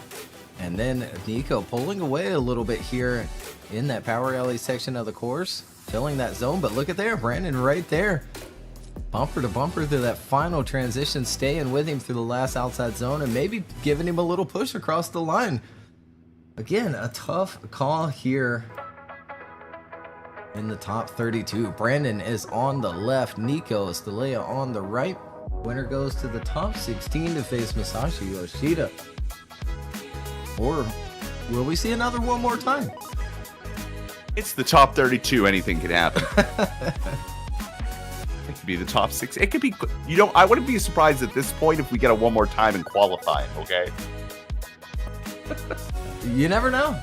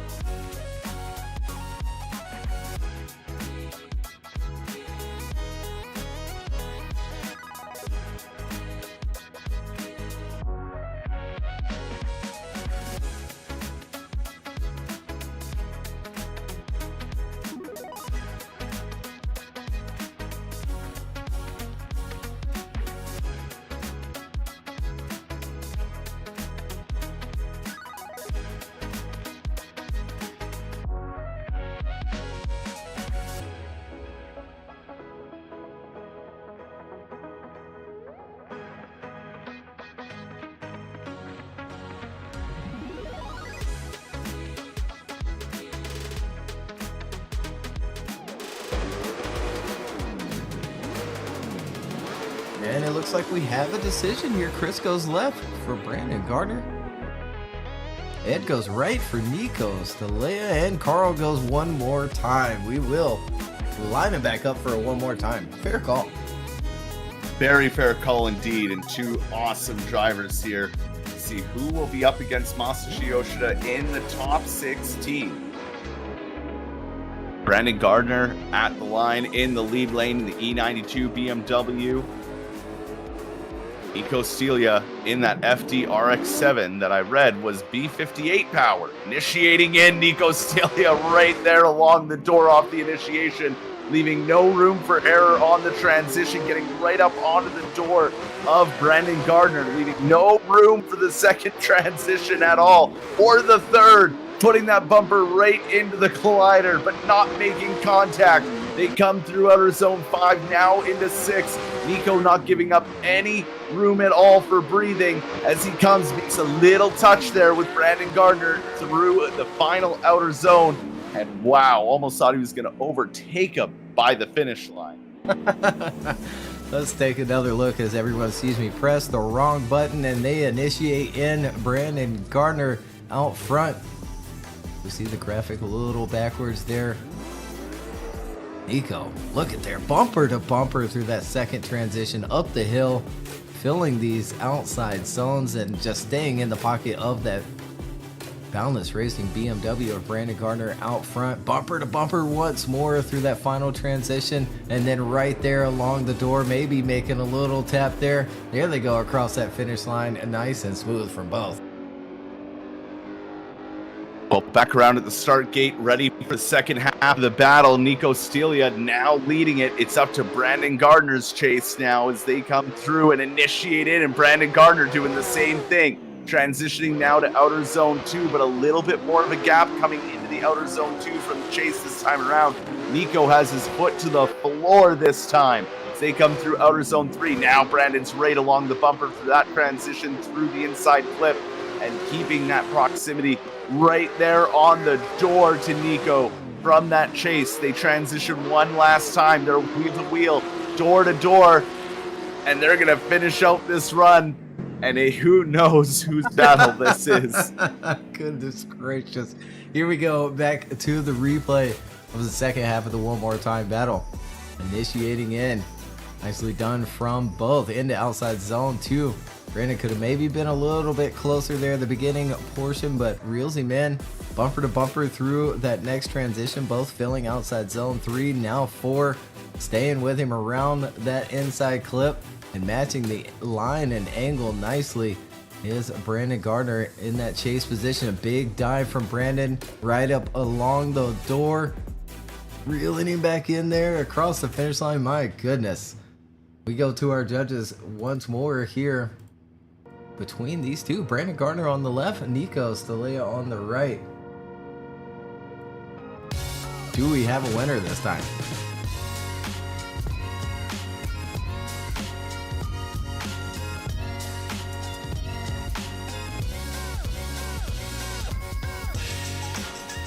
And there it is. They are going right. Nico Stelea gets the win over Brandon Gardner and moves on into the top 16, where he'll face off against Masashi Yoshida. Fantastic battle between these two in the top 32. But up next, Austin Zalewski and Ethan Minima. I mean, after seeing that aggression from Nico right off the hop, he left no room for error through outer zone 1 and 2. And I think the decision came to that. That was absolutely unreal. But 2 more spots left in the top 16. Let's get them filled. Next battle up in the Toyota Supra in the lead lane, Austin Zalewski. Qualified 6th in the chase in the BMW is Ethan Minima. The lights go on and off we go. Initiating in. Good initiation for Austin. Ethan sticking right there with them, almost touching the door there as they come through outer zone 2. They look for the transition. Ethan right along the bumper through outer zone 3. They make the other transition down to that inside clip. Ethan's not giving Austin any breathing room here. He's keeping it right glued to the door. They transition to the final outer zone. And Ethan keeps it planted right on the door of Austin Zalewski and didn't leave it once this battle. Not at all. Let's take another look at the replay. Austin Zalewski leading Ethan Minima.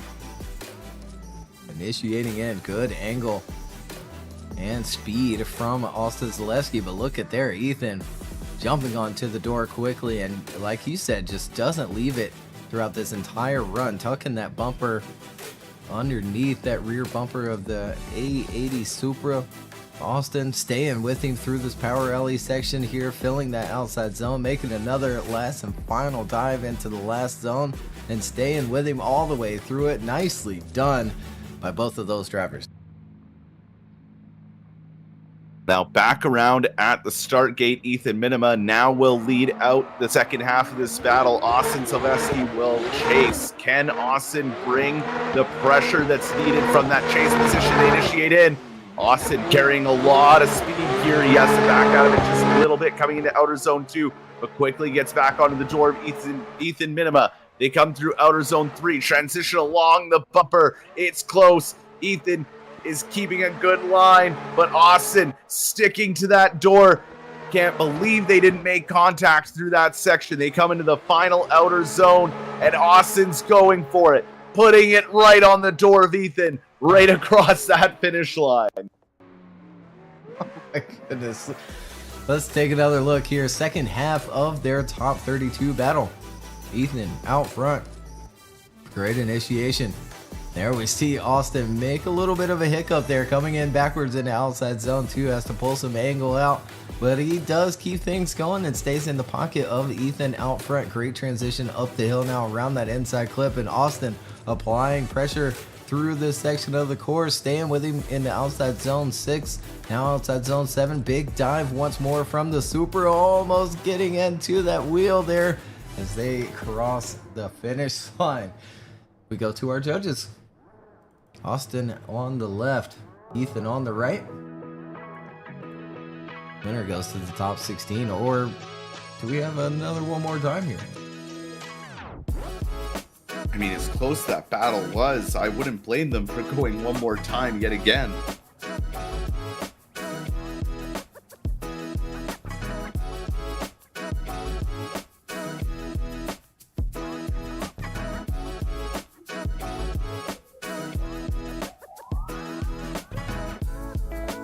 And here they go. Yeah, Ethan is going to get the win over Austin, moving on into the top 16.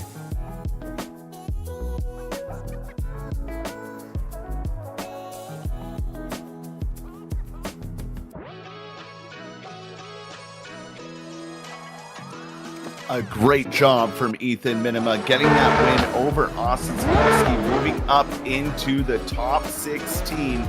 One space remains.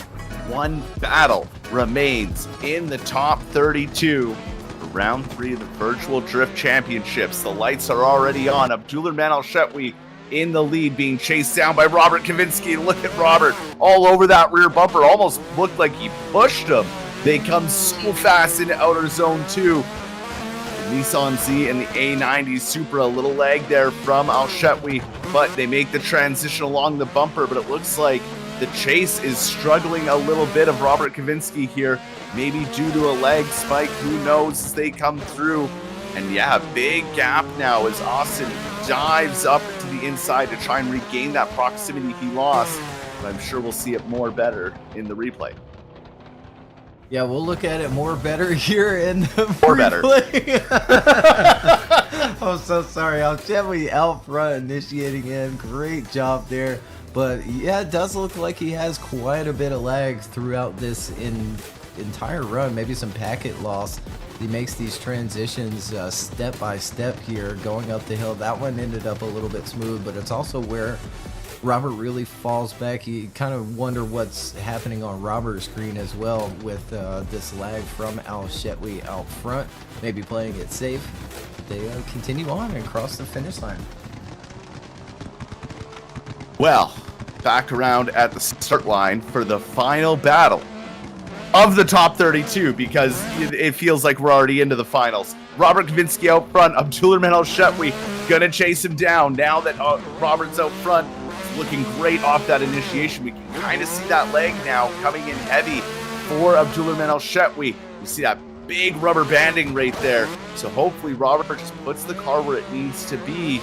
Yeah, look at that coming from Abdulrahman. I mean, hopefully he can keep up with it. It looks like it's not affecting him too much, and he is playing it safe, which is very hard to do when you have that amount of leg hitting you. But what an amazing run by both these guys to keep that all in check.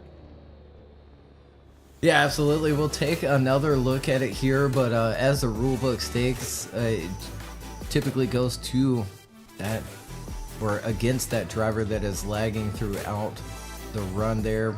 Really, we use it when there's contact, which there isn't really much contact, but is, you know, this kind of run even judgeable at this point with Alshetwi rubber banding back there in that chase position? And it looks like, you know, maybe on his screen his chase run was really good, but on our side and probably for those judges as well, you know, the rubber banding is a tough one to make a decision on, but we'll let the judges make their decision.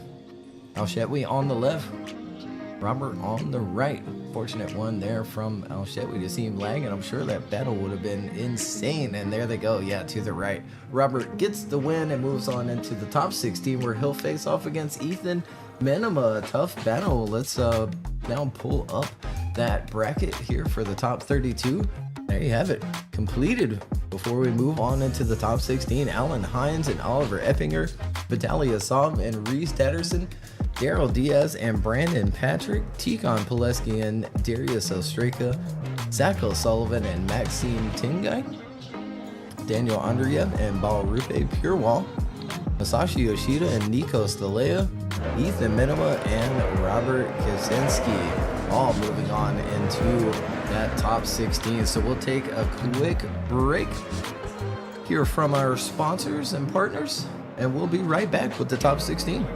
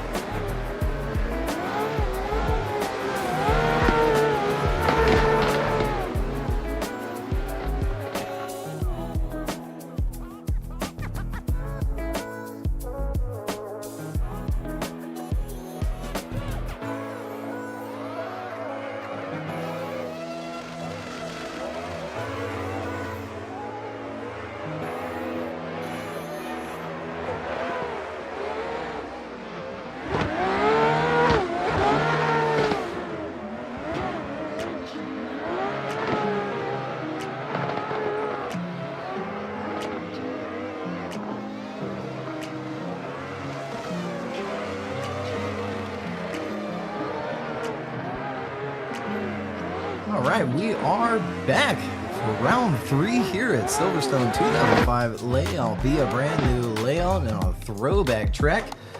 And we've made it through our top 32, and we're headed into our top 16. Up first is Alan Hines and Oliver Epinger, Vitaly Isam and Reeves Tatterson, Daryl Diaz and Brandon Patrick, Tikon Peski and Daryl Diaz.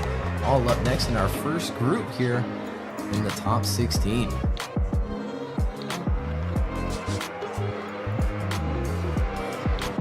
Take their couple of little practice runs and then we'll send them off for their top 16 battles. Tanner, what do you think? I mean, we've only just made it through the top 32. It is absolutely wild right now, the level that these guys are driving at. And we still have a 16, an 8, a 4, and then the finals to get to. I expect a lot more one-more times, and these drivers making our judges' lives even worse. And that's why we're on this side.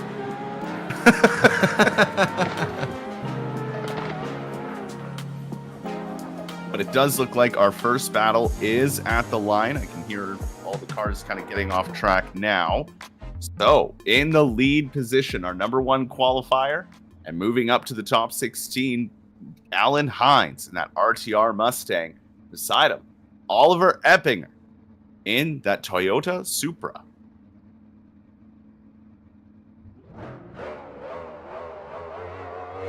The lights go on in the first battle of the top 16 of round 3 here at Silverstone. Layout B is underway. Initiating it is Alan Hines. Oliver Epinger doing a good job to match him through the initiation and through outer zone 2. Keeping right with the speed of that Mustang. Oh my, transitioning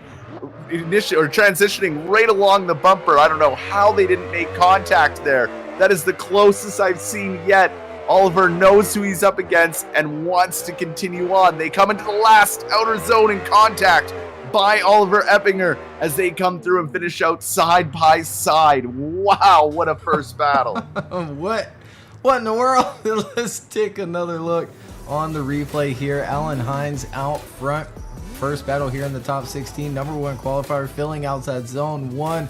Oliver going after it here in the outside zone 2 and staying with Alan as they work their way through. And here's that transition.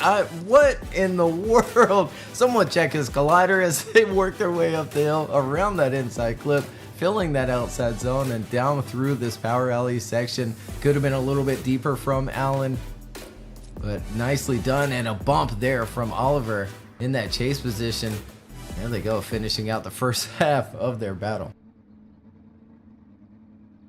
So here we go. Second half of the top 16 battle. Only one can move on. Will it be Oliver Epinger, now currently in the lead, or will it be Alan Hines?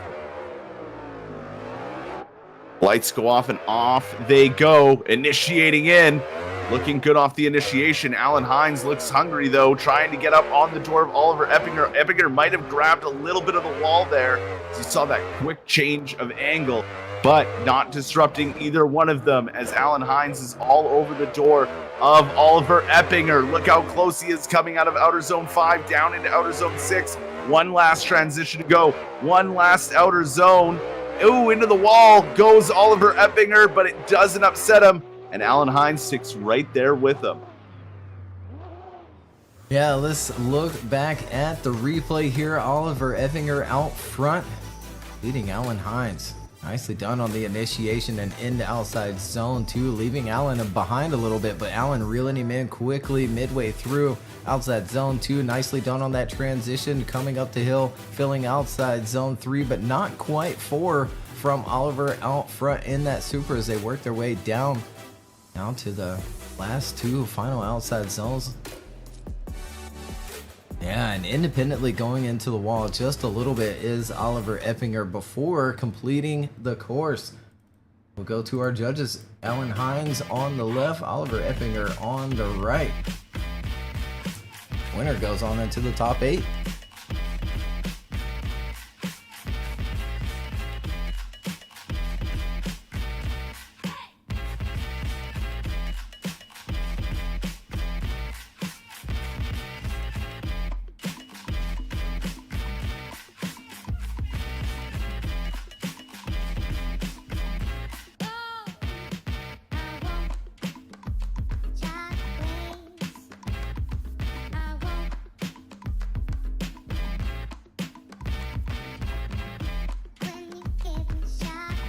And it looks like we do have a decision.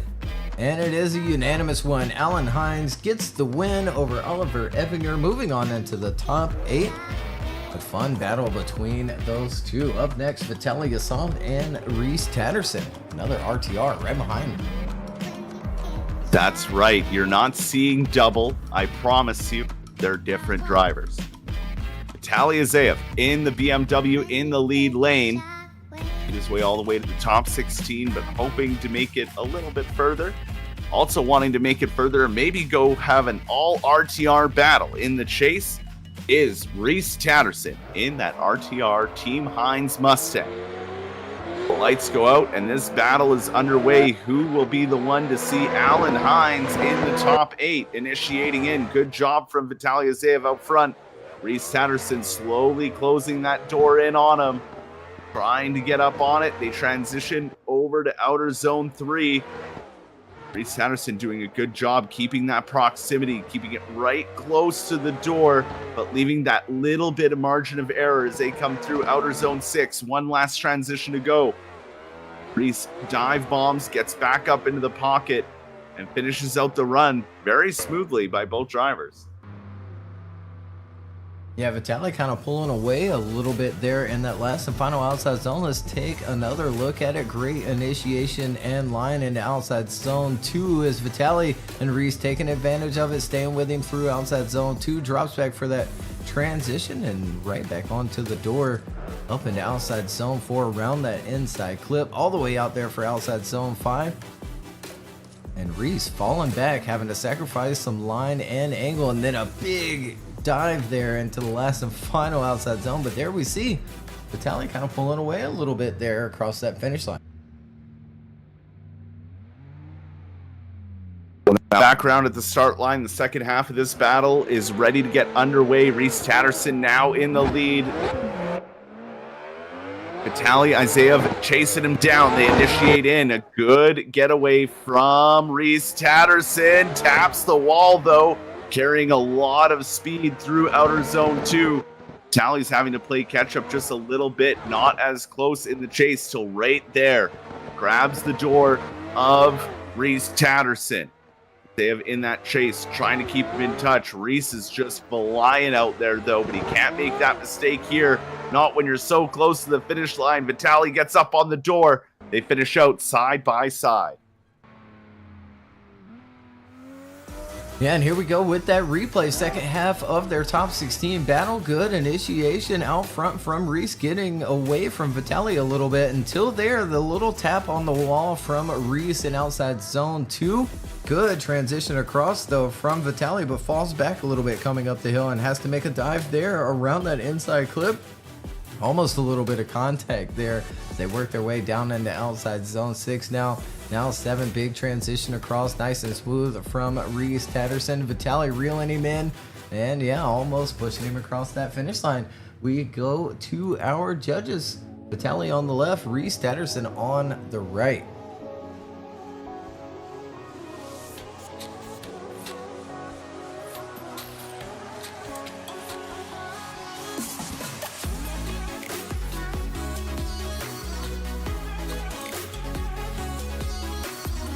And there it is, quick decision from those judges. Vitaly getting the win over Reese Tatterson and moving on into the top 8. Well, good job by both drivers. Vitaly coming out on top, and he will go up against Alan Hines in the top 8. Next battle coming to the line, Daryl Diaz in that lead position up against Brandon Patrick. Brandon in the lead. Right, Brandon in the lead. I just looked at the notes and I was like, wait a second, other way around. Brandon Patrick in the lead, Daryl Diaz chasing him down. They initiate it in, looking good, but really deep into the wall. Maybe he slowed down too much. Daryl Diaz goes into the side of him, but Brandon Patrick keeps it pinned. They come through that inside clip, push all the way out to the outside. They're going to continue this run, but it's all going to come down to how that contact happened at the beginning of this run.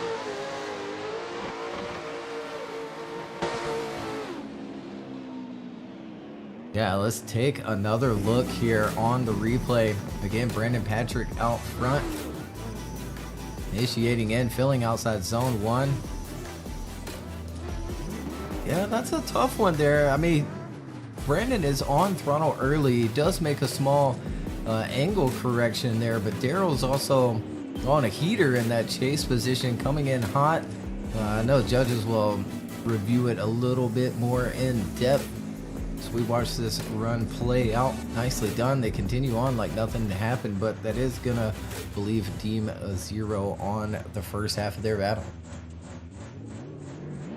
Well, let's see how the second half of this story unfolds. At the line, Daryl Diaz now in the lead. Brandon Patrick ready to chase him down. The lights go on and off they go. Who will take the next spot in the top 8? Initiating in, Brandon Gardner already on the attack. Almost didn't leave any room for that transition as they come into outer zone 2. Brandon had to pull out of it and then regain that proximity. Transitioning to outer zone 3. Daryl Diaz doing a good job out front so far. But Brandon Patrick all over the doors of Daryl Diaz out front, leaving no room for error. They come through outer zone 6, dive down to the final outer zone 7. Brandon Patrick trying to get up on the door, gets to it on Daryl Diaz as they finish out the second half of this run. Yeah, let's take another look at it here. Daryl Diaz out front. Brandon Patrick chasing him down, almost making some contact there on initiation there as well, but making that transition into outside zone 2. Did Brandon leave enough room? They continue on like nothing ever happened, and another good transition there into outside zone 3-4 as well. Nicely done around that inside clip, nice and smooth, working their way down to outside zone 6 now. Big transition across. Brandon making a dive in that chase position, reeling him back in a little bit more there before crossing that finish line. We go to our judges here. Daryl on the left, Brandon Patrick on the right.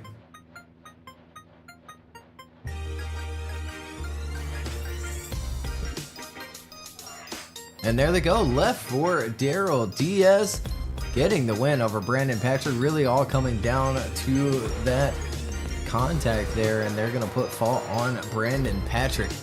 Daryl Diaz moves on into the top 8. Daryl Diaz securing his next spot in this competition here today. One battle to go for the left-hand side of the bracket before we move over to the right-hand side. Tikon Pileski, another contender in the championship here today, and to hopefully maybe get a win. But he has to get through Darius Ostreika, who definitely wants that next spot up against Daryl Diaz. Tikon Pileski in the lead. Darius Ostreika chasing him down.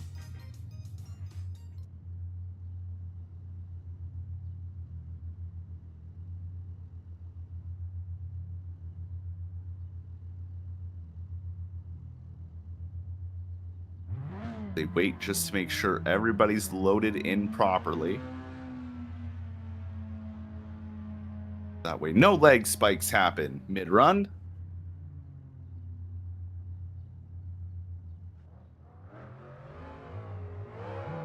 Here we go. The lights go on and off they go. Tikon Pileski leading. Darius Ostreika chasing him down, initiating in. Good initiation from Tikon out front. Look at that transition from Darius right up onto the wheels through the decel zone and sticking with Tikon all the way through it. The next transition, kicking up some dirt from the chase, dropping a tire, but not leaving the door of Tikon Pileski. Darius Ostreika is bringing the heat as they transition one last time to the final outer zone. A little bit of a gap now between Darius and Tikon, but look at that, closing it up right by the end. Oh yeah, oh my goodness, Darius going after it. Let's take another look at it here on the replay. Tikon Pileski out front, Darius giving chase. Big initiation from Tikon, almost late, but look at the dive there from Darius Ostreika in that chase position. Stays with him through outside zone 2 and along that bumper heading into outside zone 3, up the hill into 4 now and around that inside clip where Darius makes another dive and stays with Tikon through the power alley section of the course. Last and final transition and another big dive from Darius Ostreika, staying aggressive here and staying with Tikon throughout that course. Absolutely unreal chase, but now let's see if he can do the same in the lead, and if Tikon can bring that same heat. Darius Ostreika leading out the second half of this battle, and Tikon Peski chasing him down right along the bumper already on the transition, on the initiation as they transition from outer zone 1 to outer zone 2. Tikon Peski just as close, maybe just a little further back from the aggression of Darius's chase run. Darius out front here, doing a good job in the lead so far. Tikon, the robot that he is, puts it on the door and leaves it there through outer zone 5 and 6. One last transition to go, and a bit of a gap there coming into that final outer zone, but then Tikon closes that door and they finish out side by side. My goodness. Let's take another look at it here on the replay. Second half of this top 16 battle. Darius Ostreika out front. Great initiation, filling out that zone 1 into 2 now as well. Locked into his angle, his line as well. Tikon taking advantage, staying with him through outside zone 2. Falls back a little bit for that transition and then makes a dive up at the top of the hill around that inside clip and stays attached to him through this power alley section. Darius filling that outside zone, and then here could have been a little bit deeper on the angle, and I almost wonder if Darius came in a little hot as we see him tap the wall a little bit through that last and final outside zone. But we'll go to our judges here. Tikon on the left, Darius on the right, or as Devin says, one more time here in the top 16. Oh, looks like we have a quick decision. Chris goes left. Ed goes left as well. Tikon is going to get the win here. Carl as well. Unanimous decision from all three of those judges. But Darius going after it big time there. Absolutely unreal battle between the two.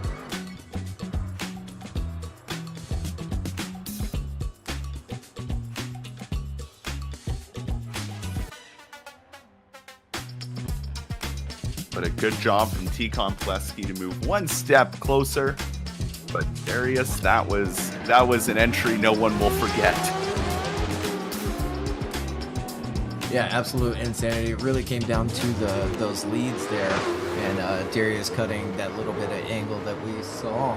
But up next, the right-hand side of our top 16 bracket, Zako Sullivan and Maxime Tinguy, Daniel Andreev, and Balrupe Purewal, Masashi Yoshida, and Nico Stelea, Ethan Minima, and Robert Kivzinski, all on the right-hand side of the bracket. Up next.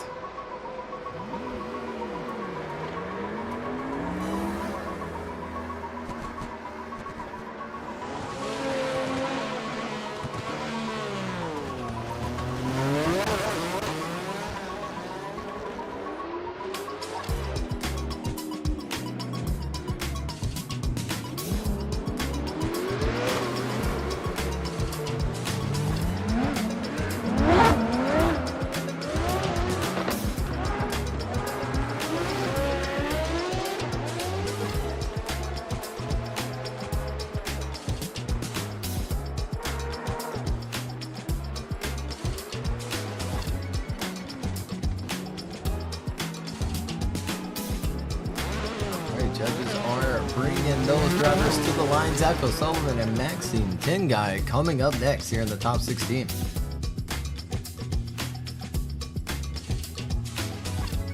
Already at the line, ready to go. Zako Sullivan in your lead lane in that E36 BMW up against the 1 Series of Maxime Tinguy.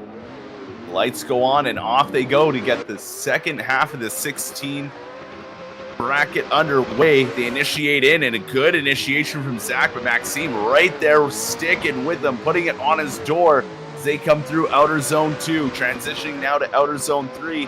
Maxime leaving just enough room for error, sliding that bumper along the rear of Zach O'Sullivan as they come through outer zone 5. A little bobble from the chase as they come through outer zone 6. Now the final transition. Maxime throwing lots of angle into that final turn, but able to keep up with the speed of Zach. Yeah, here we go back to the replay here. Zach Sullivan out front. Good and smooth on his initiation and into outside zone 2. Maxime right there with him in the pocket of that E36 out front. They make their way up the hill now, filling outside zone 3, 4 as well. Right along that track edge is Zach, just locked into his run here. His line and angle as he works his way into outside zone 6 now. But look at there from Maxime, but over rotates just a little bit there, jumps out of that zone, gets back into the fight before crossing the finish line. Well, here we go for the second half of this battle. Maxime Tinguy now in the lead. Zach Sullivan chasing him down. Only one advances on, initiating in. Looking good for Maxime off the initiation. Zach Sullivan sticking right with them as he matches that angle into outer zone 2. Maxime keeping a good line as they transition up towards outer zone 3. Zach keeping it in that pocket, not making any mistakes. Pushes forward to grab the door of Maxime Tinguy to keep side by side with him all the way through to outer zone 6. One last transition to go. One last outer zone to go. Zach gets on the door. Maxime bobbles just a little bit halfway through, but it's not enough to upset the run, and they finish out side by side.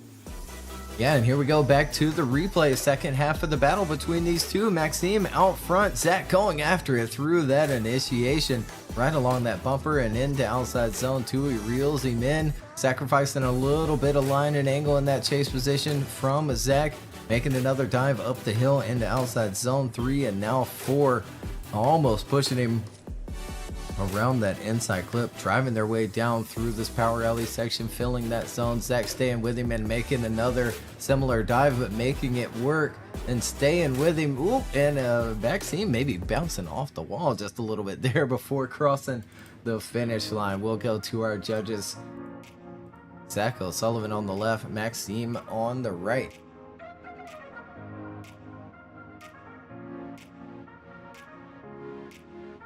And there it is, quick unanimous decision. Zach Sullivan getting the win over Maxime Tinguy, moving on into the top 8, where he'll face off against the winner of our next battle, Daniel Andreev and Balrupe Purewal.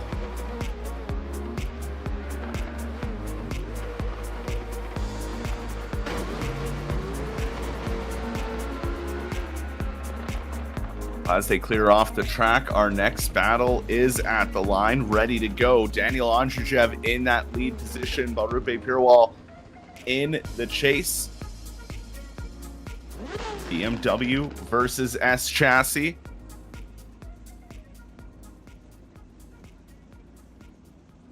They wait patiently for those lights to turn on to get this battle underway. Lights go on, off they go down the straight. Look at Purewal already, just the aggression off that initiation. Good job from Daniel out front. Purewal bobbles a little bit coming into outer zone 2, but corrects it right away and matches that angle as they come out into outer zone 3, down to outer zone 4. Looking good for both drivers right now, keeping a good proximity towards each other as they come through outer zone 6. One last transition to go. I thought he was going to go right into the back of Daniel, but he saved it at the last moment, made that transition work, and put it right onto the door to finish out that run. Yeah, nicely done. We'll go back to that replay here. First half of the battle between Daniel Andreev and Balrupe Purewal. Balrupe going after it, maybe making a little bit of contact there in that chase position, but Daniel deals with it well. Heading on into outside zone 2, fills it all the way around. Purewal trying to stay with him, coming up this hill here. Stays along that bumper and stays in the pocket of that BMW in front. Last and final transition, and almost making a little bit of contact there again. Really going after it, taking some risk in that chase position. And there they go, finishing out the first half of their battle. Well, now the second battle. They've swapped around. Balrupe Purewal in the lead. Daniel Andreev chasing him down. They initiate in, looking good so far. Ooh, deep in outer zone 2, but they both managed to get the cars slowed down, and what proximity through outer zone 2. Daniel bringing the heat in the chase position as they transition to outer zone 4. Now over to 5. Balrupe in that lead, doing a good job keeping the car where it needs to go. Daniel not given an inch up as they come into that final outer zone, side by side, wheel to wheel, and across that line. Yeah, let's take a second look here. Second half of their battle. Purewal in the lead, initiating in nice and smooth from that Sil 80 out front. Filling outside zone 2. Andreev right there with him in that chase position. Good transition up, falls back just a little bit there. Back in that chase position, but then a quick little reel in around that inside clip, and there as well, working their way through the big sweeper. Last and final transition and getting away a little bit is Balrube out front. And filling that last and final outside zone. Exciting battle from both of those. Very close to call here in the top 16. Daniel on the left, Purewal on the right. Winner goes on into the top 8 where they'll face off against Zacho Sullivan. It does look like we have a quick decision. They do. They go left for Andreev. Andreev getting the win over Purewal.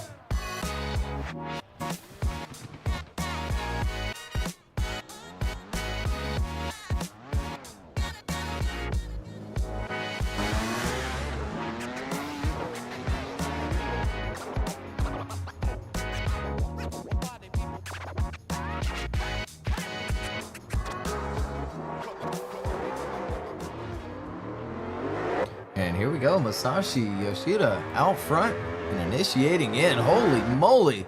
At the angle, throwing it into outside zone 1 and 2. Nico right there with him, applying some pressure. Bumper to bumper through that transition as well, up into 4. And around that inside clip. Masashi on a heater right now, but Nico applying some pressure in that chase position, staying with him through that transition, and a small correction there into that last and final outside zone. There they go across that finish line. We'll take another look here on the replay. Yoshida again throwing that car in there, slow rotation, but ended up on big angle. Big angle for outside zone 2 as well. Again, Nico applying some pressure, staying there with him. Good transition into outside zone 3, up into 4 now. Going after the small dive there along that door of the wagon in front. Last and final transition across, maybe a little bit too much angle from Yoshida as he has to dial it out once he gets back on throttle, but they continue on and finish out the run. And now back around at the start line. My mic's somehow muted. We are ready to go for the second half. I don't know how. We're now back around for the second half of this battle. Nico Stelea in the lead, getting chased down by Masashi Yoshida. They initiate in, both of them right to angle off of that first inside clip, or outside zone, then down to outer zone 2. Side by side so far, wheel to wheel as they transition to outer zone 3. Nico out front doing a great job here. Yoshida trying to keep him within touching distance, just tapping his door with that tire as they come through outer zone 6, making the transition down to outer zone 7, and a tap there from Masashi, putting Nico into the wall. Oh no! Yeah, an unfortunate ending to that run. Taking another look. Nico, big angle in outside zone 1. Settles in nicely to 2. Masashi applying some pressure, almost nudging him through outside zone 2 as they transition their way up the hill, filling 3, 4 as well. Nico working his way around that inside clip. But Yoshida staying right there with him as they work their way through this power alley section. Nico not quite filling outside zone 6. And there we see the little bit of contact there from Yoshida in that chase position, ending the run. We'll go to our judges. They'll analyze it a little bit. We'll have our decision. Masashi on the left, Nico on the right.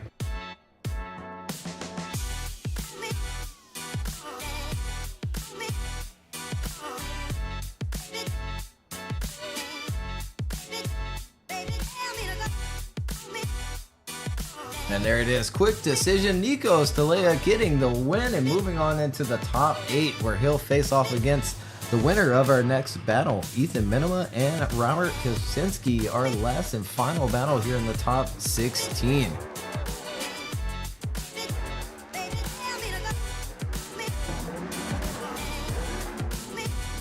Well, good job from Nico making it to the next step. But thank you for Mashida for Masashi coming out and having a wonderful time and always putting on smiles on everybody's faces with that wonderful beamer.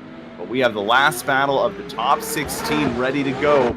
Robert Kaczynski in the lead lane up against Ethan Minima in that E36. They initiate in right along the bumper. How contact wasn't made is beyond me as they stick wheel to wheel through outer zone 2. Now transitioning to outer zone 3. They are still oh so close. Ethan putting on that pressure. But Robert doing a good job in that lead so far as they come through the second to last outer zone, make the final transition. Ethan puts on the pressure, puts it on the door, and holds it there all the way through to the finish. Yeah, great start to the battle here as we go back to the replay. Robert out front, graphic a little backwards again, but that's all right.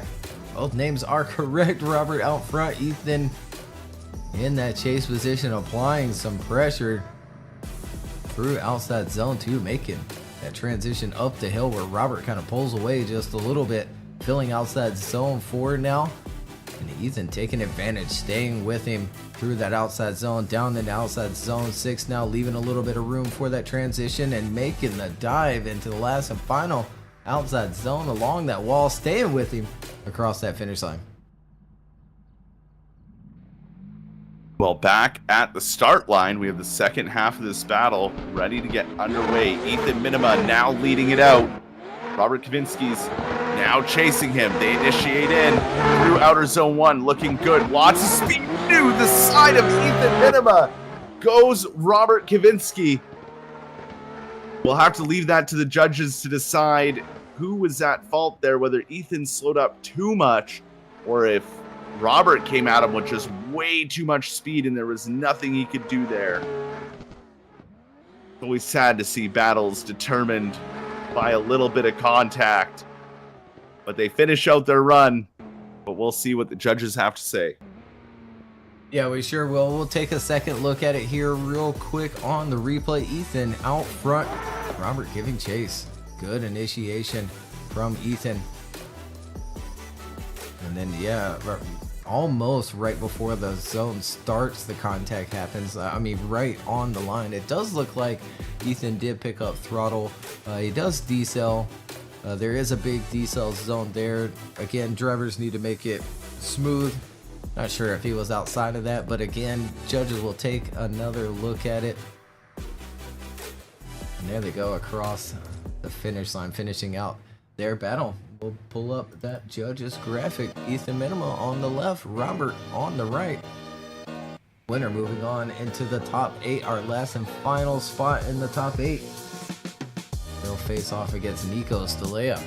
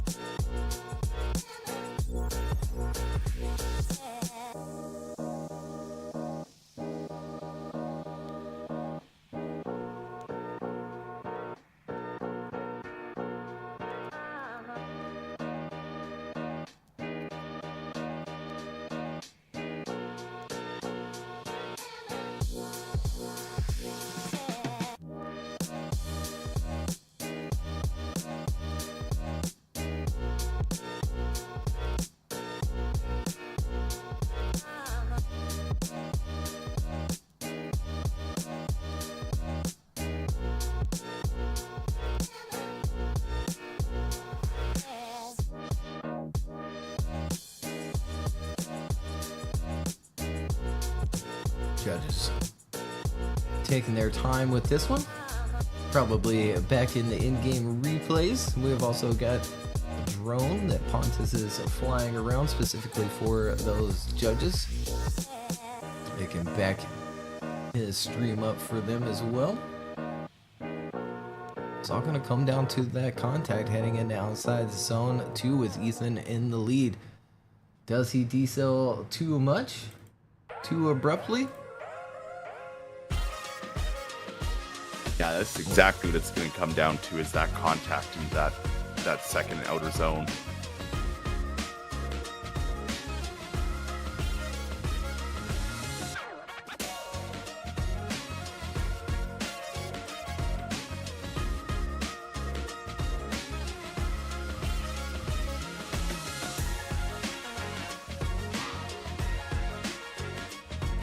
Last and final battle here before heading on into that top 8. And it looks like we do have a decision. We have one more time on the screen from Chris. Ed goes left for Ethan Minima. Carl goes right, so a split call between all three of those judges where we had big contact. I see Chris joining in our channel to maybe give us an explanation. What's up, Chris? Just really quickly then, so that is a one more time. I'm not saying that in the sake of stream's sake, I'm saying that for the drivers who are listening into this as well. But that one was really, really tight. So that is a great example there of, in our rule book, unlike some series, we do allow judges to call shared fault on contact. So for me, that's why I went one more time. I feel that that contact is a shared fault. Ethan is a little bit deep on angle, a little bit maybe late picking up throttle where we'd like him to, but equally, Robert is undercutting his line and is also culpable. So for me, that's shared fault. One more time, no worries. Obviously, Ed goes the other way on that, and then Carl goes the other way to that. So it's a case of, for them, they are 100% sure that it is one person's fault or the other's, whereas me, I'm really not sure there. I feel that they are both culpable, with Robert going a little bit too deep, a little bit too much angle, a little bit too far up on the inside, and Ethan being a little bit slow getting back on power. So for me, that's a shared fault. Then one more time. Obviously, the boys saw it differently. One saw one way, the other saw the other. Absolutely. Thank you for that explanation and clarity on the call. We'll bring them right back to the line and send them off for one more time. Well, they are back at the line, and looks like they're ready to go for their one more time battle. Robert Kavinsky now leads it back out. Ethan Minima chases him once more. They come down the straight, they initiate in. Ethan Minima initiating right along the bumper and on the transition. Gets right up onto the fender of the Supra of Robert Kavinsky. Almost having more angle than Robert there through outer zone 2. They come through outer zone 3, make the transition just as close through outer zone 4. Now into 5. Ethan's all over the door of Robert Kavinsky. Leaves just enough room for the final transition. Has to back out of it just a little bit. Robert drops a tire before the beginning of the final outer zone. What a one more time battle beginning. Yeah, oh my goodness. We'll take another look at it. I'm surprised Robert survived that drop on the rumble strip on the way back to the wall ride. Good initiation from Robert there, nice and smooth in the outside zone 2, and maybe a little bit of contact there from Ethan in that chase positions that continue on up the hill, now filling outside zone 3, 4, all the way out there to that track edge. Ethan staying with him in that chase position, working their way around this big sweeper, coming up a little short there is Robert, and then a kind of an odd transition and ends up a little bit too far on the outside, goes up on the rumble strip, bounces that car around, but somehow survives and doesn't go into the wall. Well, one more shot, one more battle to get into the top 8. Will it be Ethan Minima? Will it be Robert Kavinsky? Ethan now leads, Robert chases, they initiate in. Robert not as aggressive on the initiation, leaving some room on the table, being scared from the contact from earlier, then gets up on the door midway through the outer zone 2. Now they transition to outer zone 3, and along the bumper they transition into outer zone 4 through that outside clip. Maybe a little bit of contact there from Robert onto the door of Ethan Minima, but it doesn't upset either driver. They make one final transition, one last time to get it done. Ethan sideways, Robert sideways, they're door to door, they finish out the run. What a drive. Yeah, let's take another look here. This time Ethan out front in the one more time battle. Initiating in, nicely done from Ethan. Good transition into outside zone 2. Does look a little bit smoother there on that decel and picking up throttle.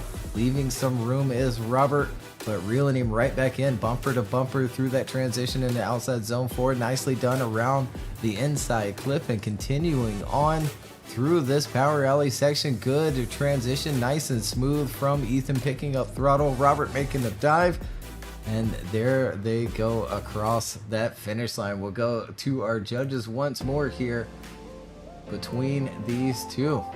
Ethan on the left, Robert on the right.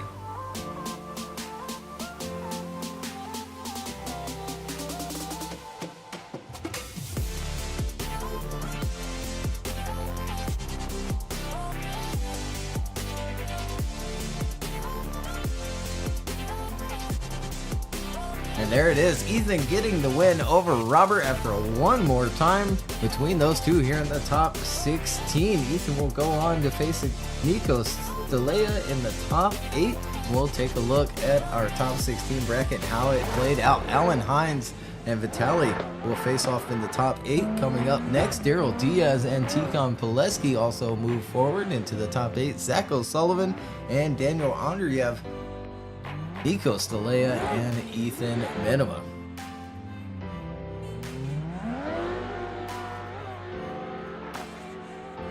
Wow, what a day this is turning into. Absolutely, and we'll bring up our top 8 bracket there. For moving along, Alan Hines and Vitaly Isam up next for the top 8 here in round 3, Silverstone 2005.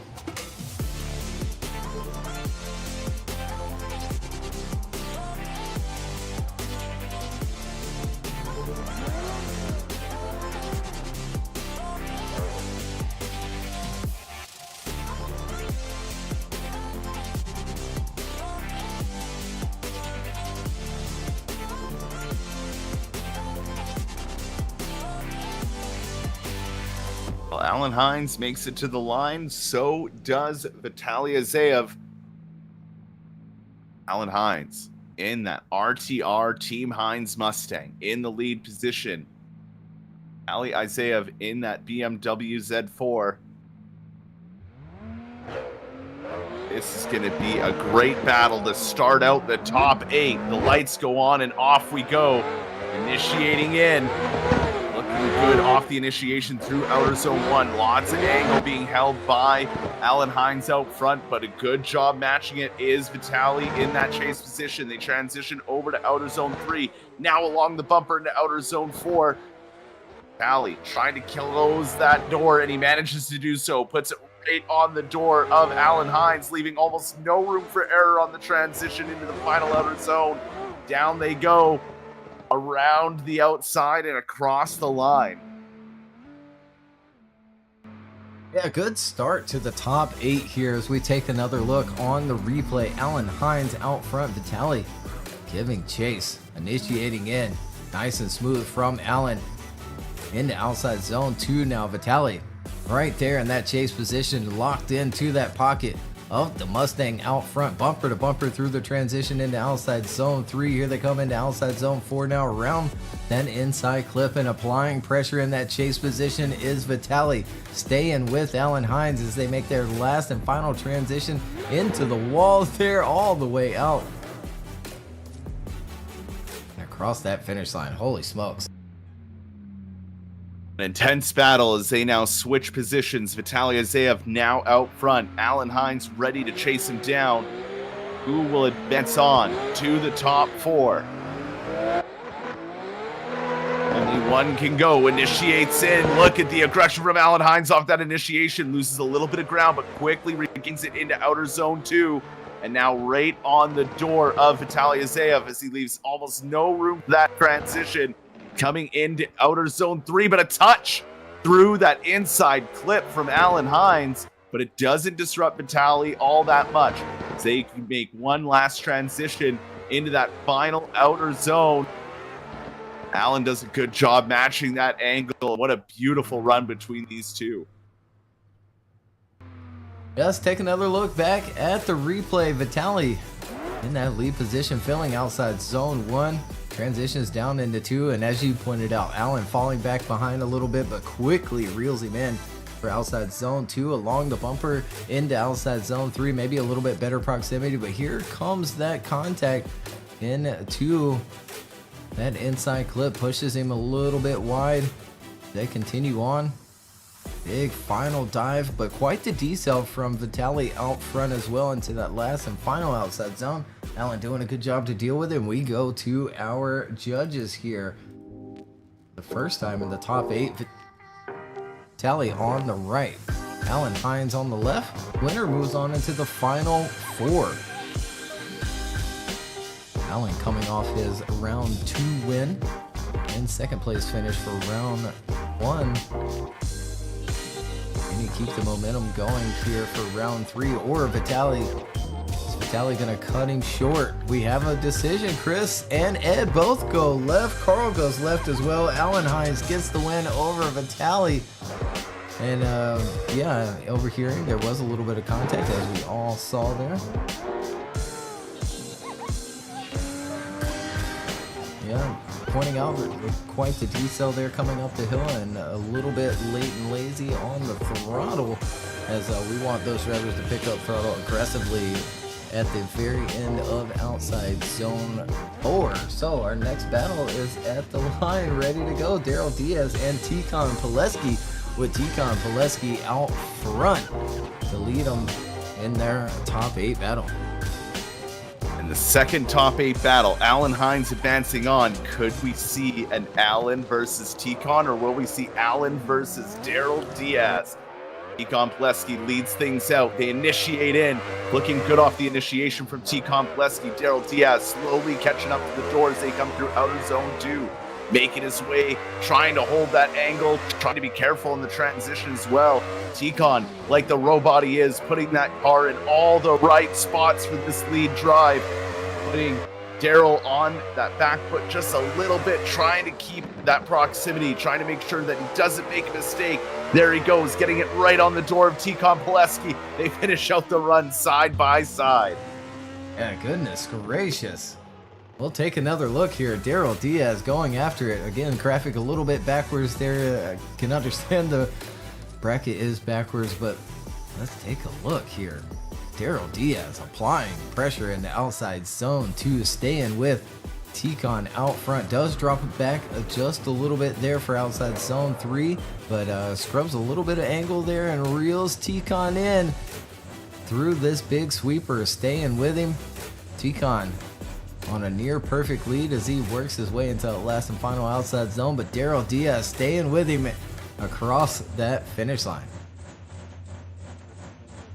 Well, now back around at the start line. They're ready for the second half of this top 8 battle. Daryl Diaz now in the lead, being chased down by the robot himself, Tikhon Pileski. The lights go out and off they go, initiating in. Daryl Diaz, great on the initiation. Tikhon taking a little bit of an easier approach, but now slamming onto the door of Daryl Diaz, getting right into that pocket. They make the transition up to outer zone 3, now down to outer zone 4. Tikhon pushing even closer, trying to go wheel to wheel with Daryl Diaz. Touches the door just a little bit with that tire as they come through the second to last outer zone. One last transition. Into the wall goes Daryl Diaz, which in turn with Tikhon following puts him just a little bit into the wall as well, and they finish out the run.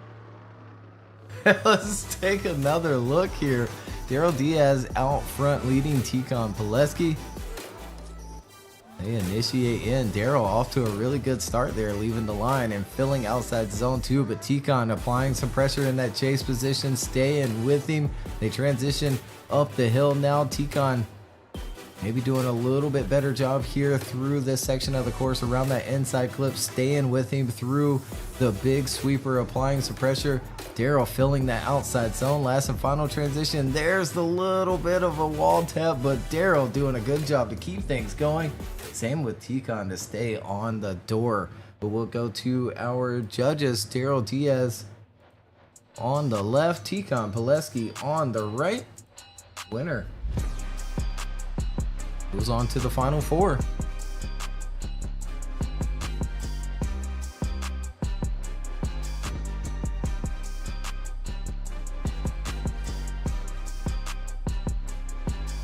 And there it is. A quick decision. Tikon Pileski gets the win over Daryl Diaz. But man, Daryl Diaz putting up a fight and putting some pressure on Tikon Pileski.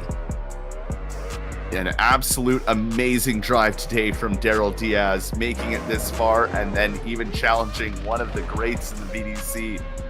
Almost getting it too. Unreal. But we still have more battles to get through in the top 8, including this next one at the line right now. Zach O'Sullivan qualified second today and now is here at the top 8 up against Daniel Andreev. Here they go. Down the straight, initiating in. Daniel mimicking him through the initiation, grazing that rear bumper of Zach O'Sullivan, giving him a little tap though through outer zone 2. They make the transition now out of that wall ride up to outer zone 3, down to outer zone 4 into that inside clip. Zach is on a tear here in this lead, but Daniel is giving him no room for error. He can't lift, he can't make the wrong decision. They make the final transition. Daniel on the door, off the transition into that final outer zone. What a run. Yeah, crazy way to start this top 8 battle. Let's take another look. Here at the replay, Zach O'Sullivan out front, bumper to bumper through that first transition. Daniel almost pushing Zach through outside zone 2, drops back a little bit for this transition, reels him in for outside zone 3 just a little bit, and then bumper to bumper once more for outside zone 4 and around that inside clip, staying with Zach O'Sullivan. Zach a little bit on the inside there of that reference point as we want to see those bumpers work their way around it, and then it's very smooth into the last and final outside zone with Daniel right there in that chase position. Well, back around at the start line, ready to go for the second half of this battle. Only one's allowed to advance on. Will it be Daniel Andreev in the lead, or will it be Zach O'Sullivan initiating in, looking good through outer zone 1 along the bumper into outer zone 2. It's so close. I thought Daniel was going into the wall, but he picked up the throttle and just dragged that bumper along it. Zach O'Sullivan matched that angle and kept up with him through outer zone 2. They come to that inside clip. Zach is wheel to wheel and right on the door of Daniel through all of outer zone 5 and 6. The last transition, the last chance. He gets on the door. Look at that, side by side across the line. What a run. Goodness gracious. Let's take another look here back on the replay. Daniel leading Zach in the second half of their top 8 battle. Big swing initiation from Daniel out front. Nice speed coming into outside zone 2. We see Zach, he is sacrificing a little bit of line of angle in that chase position, but the proximity is more than there, working their way around that inside clip through this big sweeper there. We see Zach a little bit on the inside of that 1 series, making the last and final transition here, last and final outside zone, and just shoving him across that finish line. Let's go to our judges. Winner moves on into the top 4.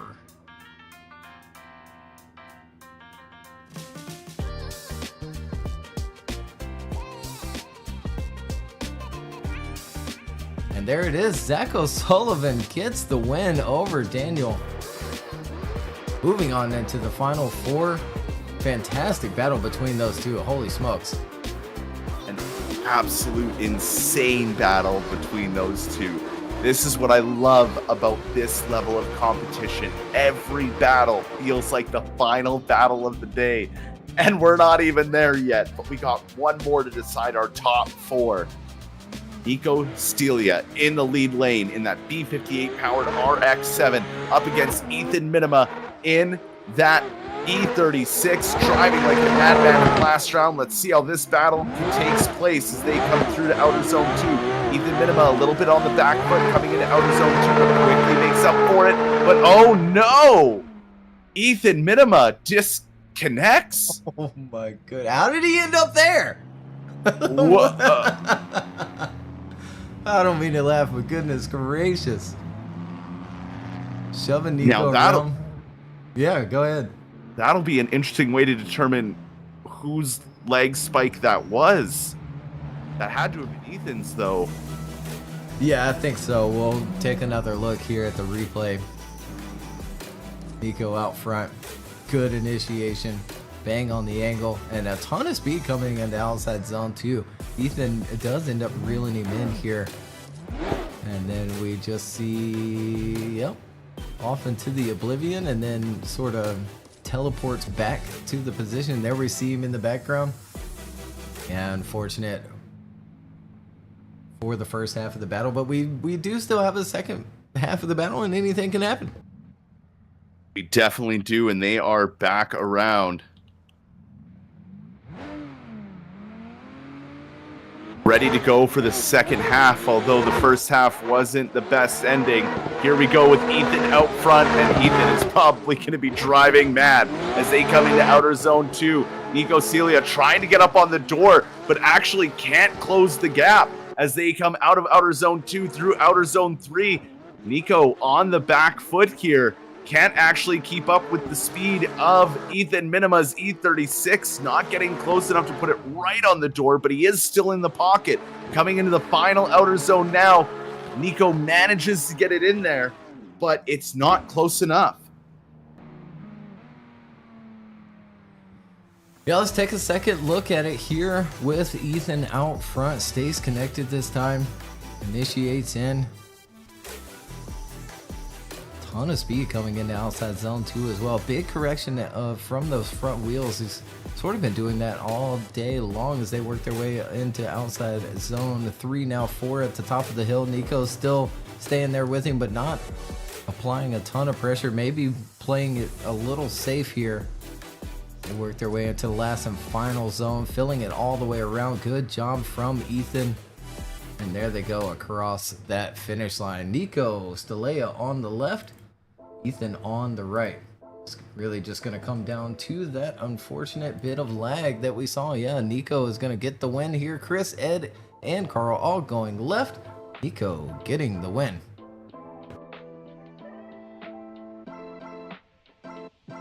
That's going to complete the top 8. Alan Hines and Tikon Pileski will face off in the top 4, and Zacho Sullivan and Nico Stelea.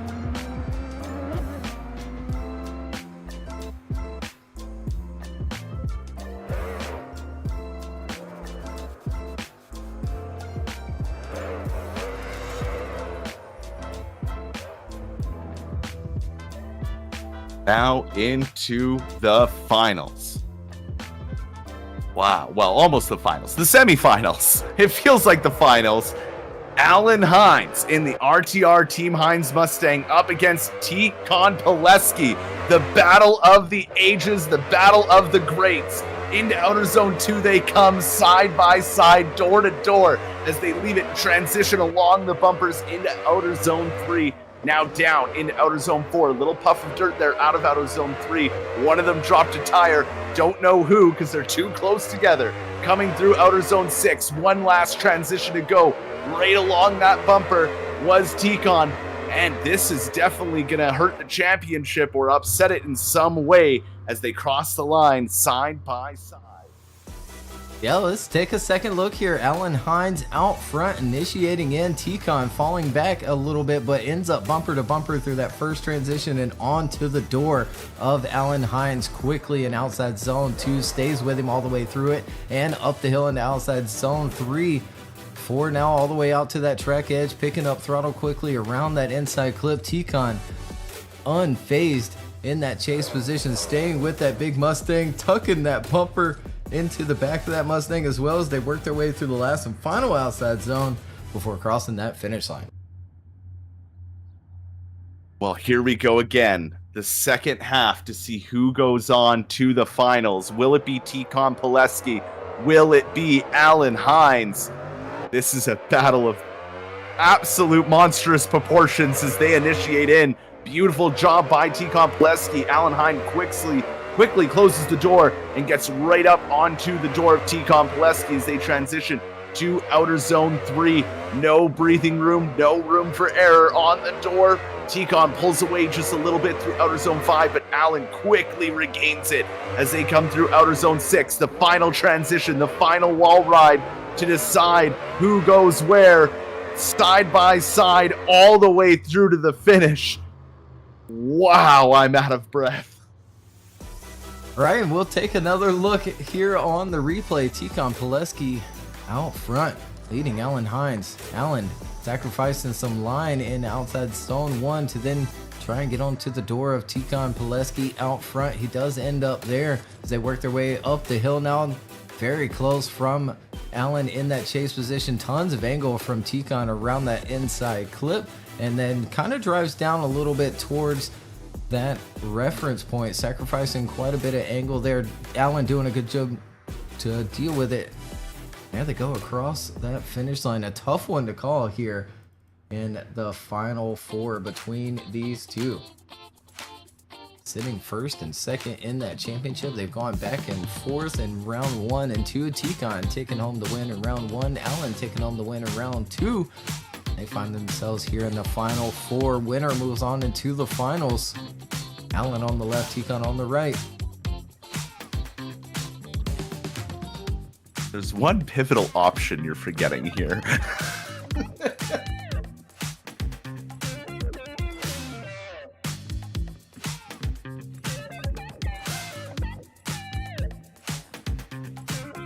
As we could see a one more time.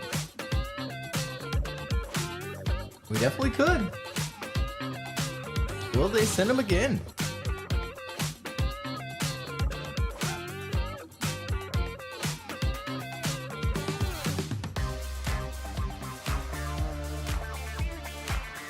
And you called it, Tanner. We do have a one more time, a split call. Chris and Carl both go for one more time, and Ed goes right for Tikon Pileski.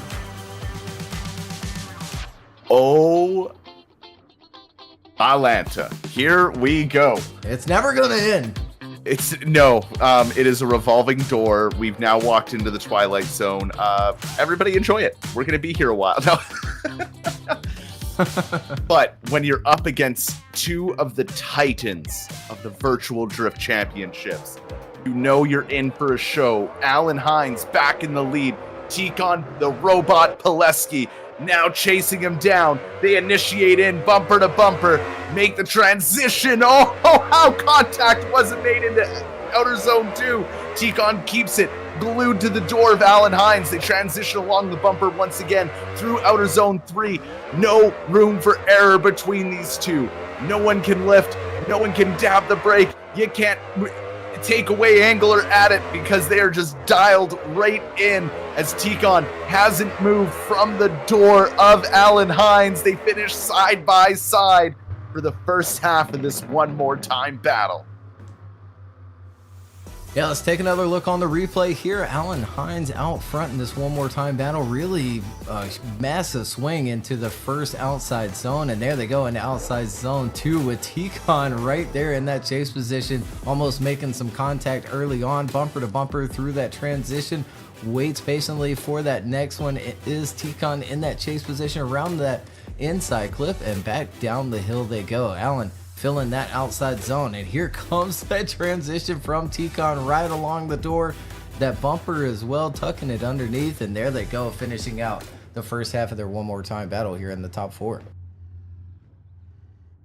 Well, now comes the second half of this one more time battle. One advances on to the finals. Tikon leads.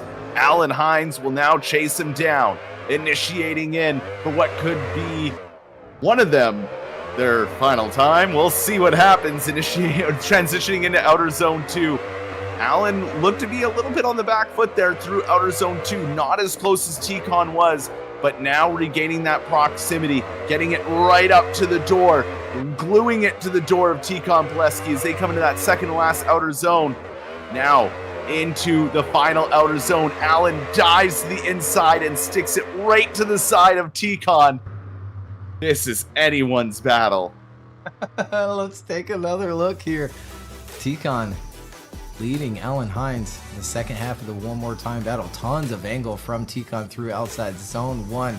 Nicely done for 2. Alan reeling him in, staying in the pocket, waiting for that transition. Tucks up underneath, working their way up the hill now, filling outside zone 4.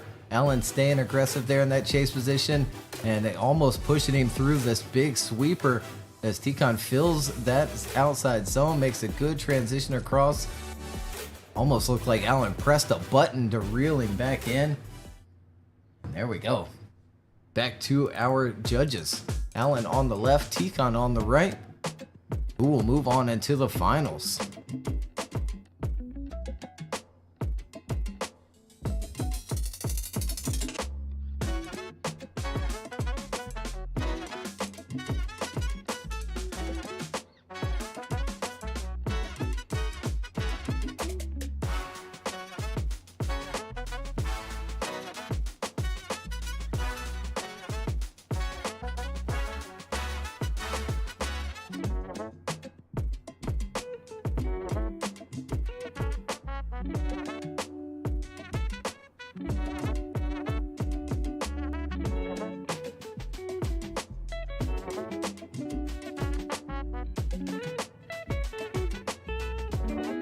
There we go. We have a decision. Chris goes right for Tikon Pileski. Ed goes right for Tikon as well. Unanimous decision from all three of those judges going right for Tikon Pileski, getting the win. He'll move on into the finals, and Alan will go on to battle it out for third place.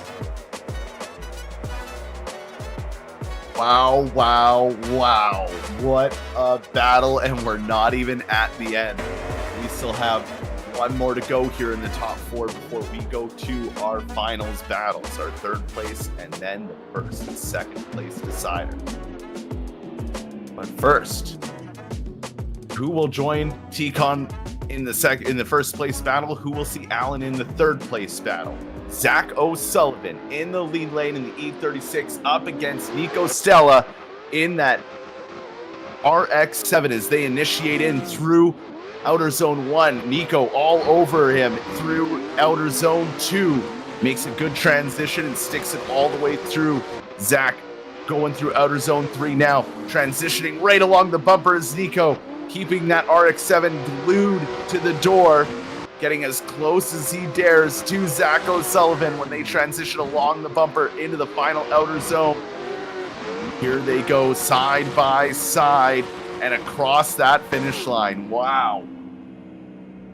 Yeah, what a way to start this top four battle. Zach O'Sullivan out front here on the replay. Nico giving chase and maybe a little bit of contact there as they initiate into outside zone 1. Does look like it sent Zach's car moving forward quite quickly and takes away some angle, but Zach doing a good job to deal with it and then transition into outside zone 2. From there on, they stay smooth throughout this entire course.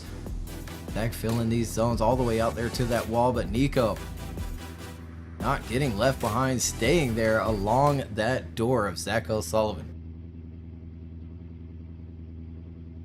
Well, now back around and ready for the second half of their battle. Nico Stelea at the line will lead things out for the second half. Zach O'Sullivan will chase him down, initiating in.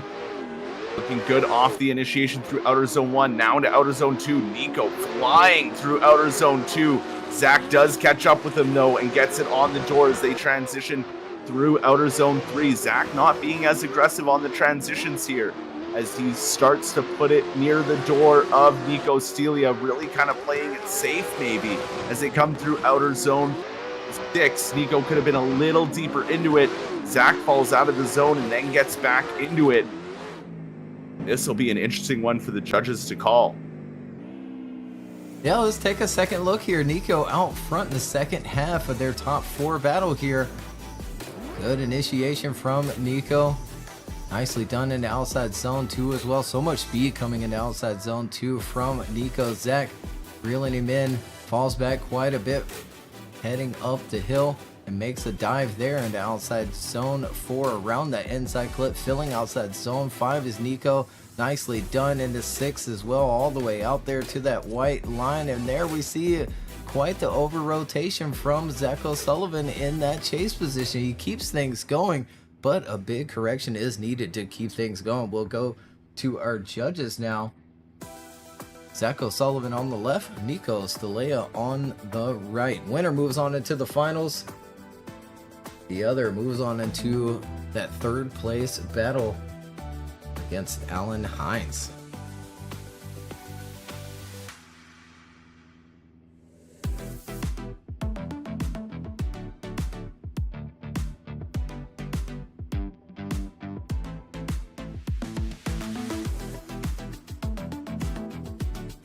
Yeah, I'm glad someone mentioned that in the chat. I forgot about that. There was some contact. Well, at least it looks like there might have been some contact there on the first half of the battle with Nico in that chase position. It didn't really affect the run all that much, though. So it'll be interesting to see if that is a deciding factor or not. Either way, close battle and a tough one to call between these two in the top 4.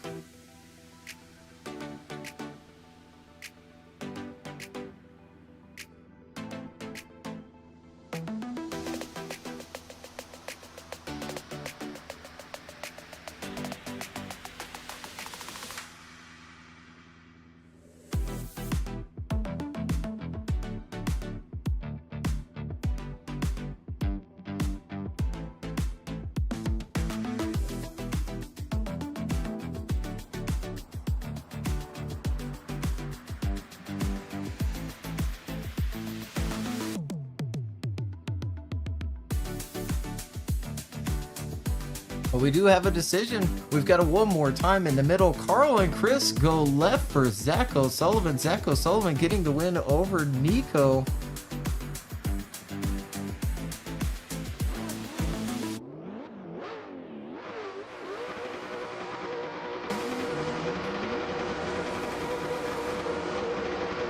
Wow, wow, wow. Zach O'Sullivan and Tikon Pileski to meet up in the finals.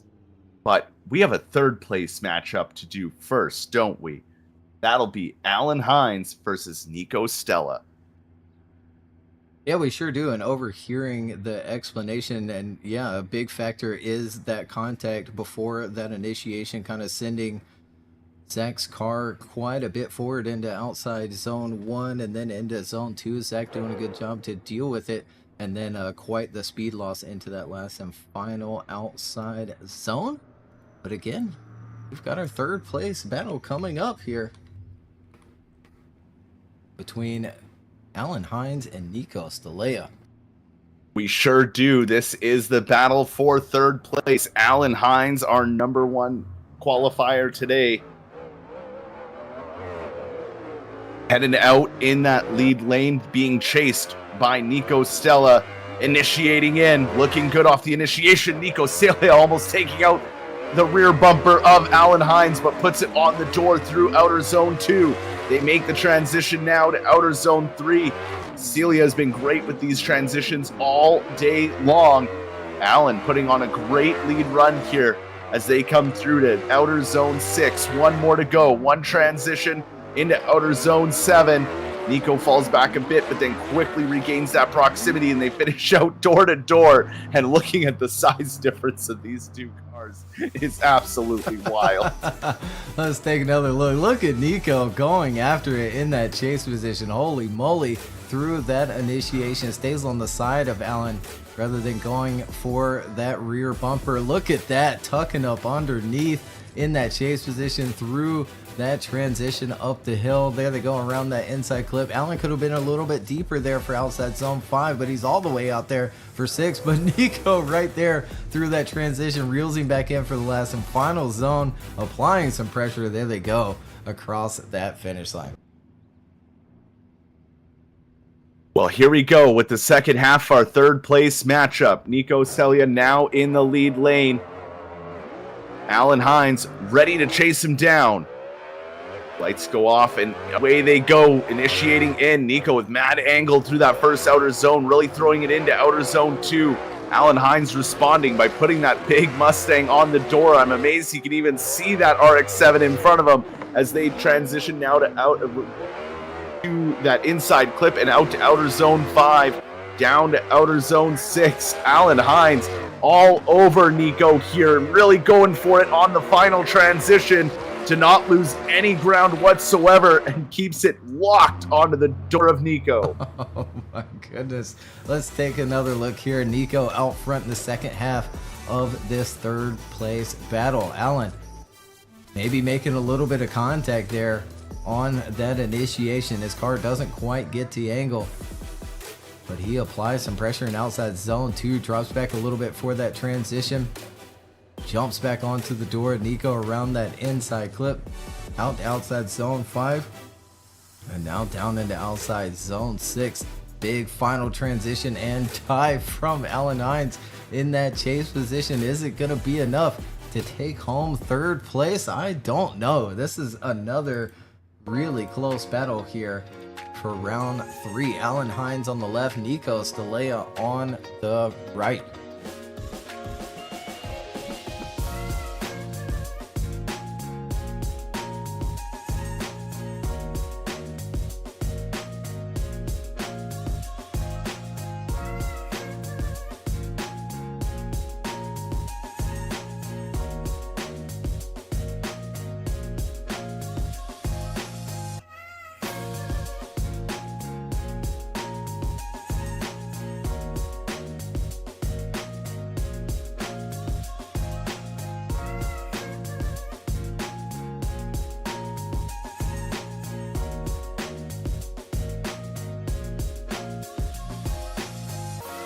Want to talk more, but my eyes are glued to the slider right now.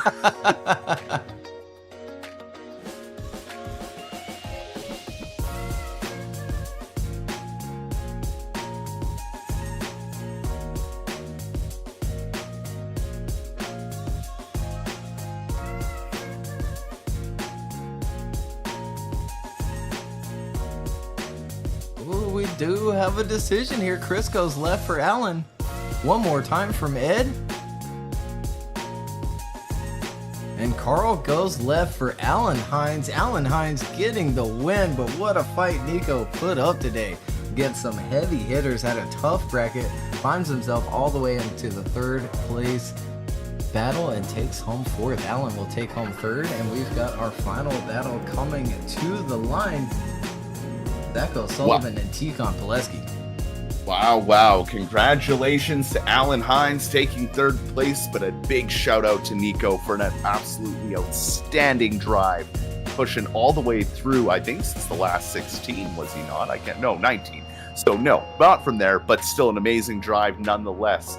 As now it comes down to this, the potential final 2 battles of the day. Here at round 3, the Virtual Drift Championship at Silverstone Layout B, presented by and sponsored by Sim Magic, Rip Royal, Yoka Design, and AliYusuf.com. I think we're ready to go with Zach O'Sullivan in that lead lane up against Tikon, the robot Pileski, in the chase position. The lights go on and off we go for the finals. Zach O'Sullivan initiates in, Tikon right there with him as they transition now to outer zone 2. It's a quick 1-2, but Tikon gives him a little bump through outer zone 2 as he gets too deep into the door. Now they transition to outer zone 3. Now one more transition right along the bumper, almost right into the collider. Tikon Pileski puts it wheel to wheel out of outer zone 5, now through 6. One more transition into the final outer zone. Tikon all over the door of Zach O'Sullivan, but Zach keeping it nice and clean all the way through. Yeah, let's take a look back at the replay. Zach O'Sullivan out front leading Tikon Pileski here in the finals of round 3. Tikon right along the bumper through that first transition and right along the door, giving him a little bump there in that chase position in outside zone 2. Tucks that bumper underneath for that second transition and up the hill for the third. Around that inside clip, Zach locked into that line and angle, working his way around that big sweeping turn, and Tikon almost not leaving enough room for that transition, but makes it work, puts it on the door, and there they go across the finish line. Well, it could come down to this. Tikon Pileski now in the lead. Zach O'Sullivan ready to chase it down.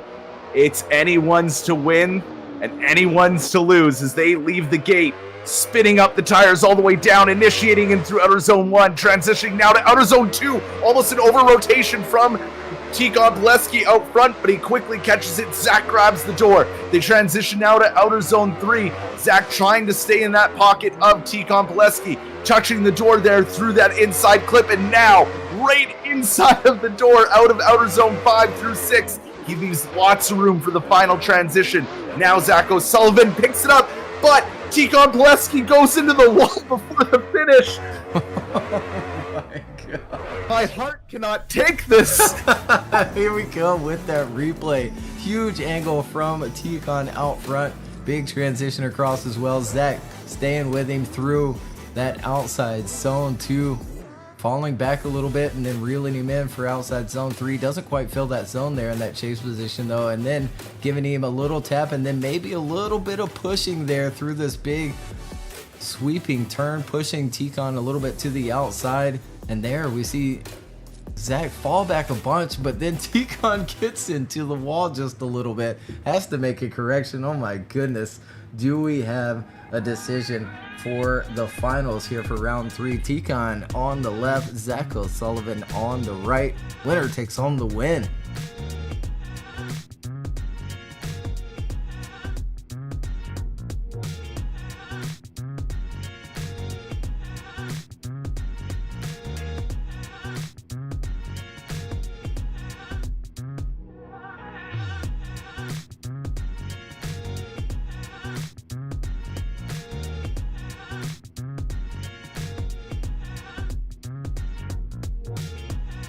And there it is. Zach Sullivan is going to get the win over Tikon Peski. Well, they did reset. I imagine that is going to be the decision, though.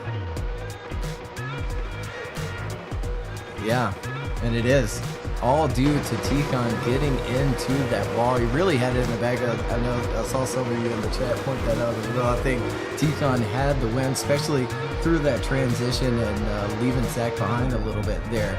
But just going a little bit too deep, getting into the wall, straightening out quite a bit, and having to get back into it is going to nudge it in the favor of Zach Sullivan. They'll take their 4-man, the traditional 4-man now, and we'll let them eat.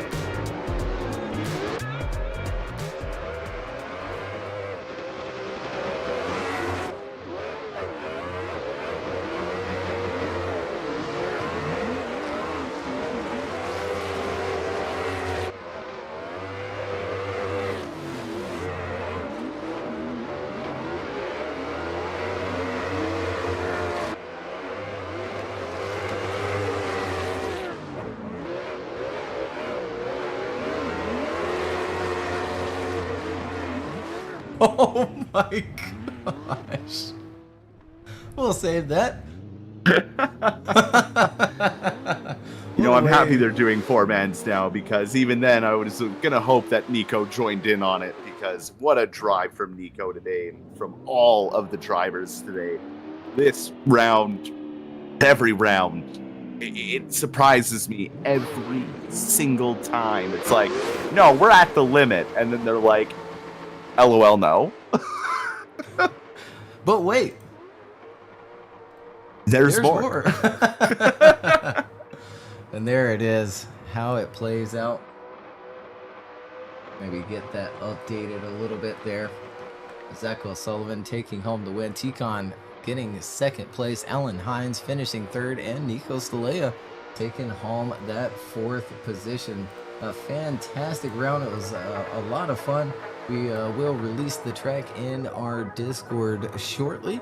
It'll take me a little while. We'll update the servers. The servers will require CSP to join as well. That'll be CSP 023 or newer, so 0.2.3. I highly recommend signing up for his Patreon, that as well as Peter Bowes for Pure as well. New version of Pure, new version of CSP is incredible, and that's what you see on the stream today. And not crazy settings either for those graphics, those shadows, the lighting, the reflection. Yeah, I kind of have things turned down right now, but it looks good in that new LCS mode. I hope all of you enjoyed the competition today. I know some of y'all didn't, but that's okay. It's all right to disagree, and you have a right to do so. Now that's going to do it. Round 3. What do you think, Tanner? That was crazy. This round was absolutely insane. It was so great, and I can't wait to see what the rest of the season has. We have another round, 2 weeks' time, and then it's a bit of a break, and then we go back to it, and then we do the final round, and I don't think anyone's prepared for this. I mean, the championship is close, the battles are even closer, And every round, the drivers are improving so much and just stepping up the game every single time. And I just love it. I love every minute of it. Yeah, absolutely. What a fantastic round. Again, round 3 here at Silverstone 2005 Layout B. Again, we'll release the layout shortly. Let everyone enjoy it. Make sure you have comfy mat or that CMRT to pay attention to the map and what's going on in the course. We don't want to have to, join in and ban a bunch of people from the server for not following the rules. So make sure you do that. You're paying attention. You're practicing proper track etiquette. All right, thanks for everyone for tuning in. Thanks to Sim Magic, our title sponsor, Grip Roll, Joka Design, and Ali Yusuf, and all of you in the background, our judges who do it for free, Chris, Vitalski, Carl, and Ed. Thank you to you as well, Tanner, and we'll see everyone in a couple weeks.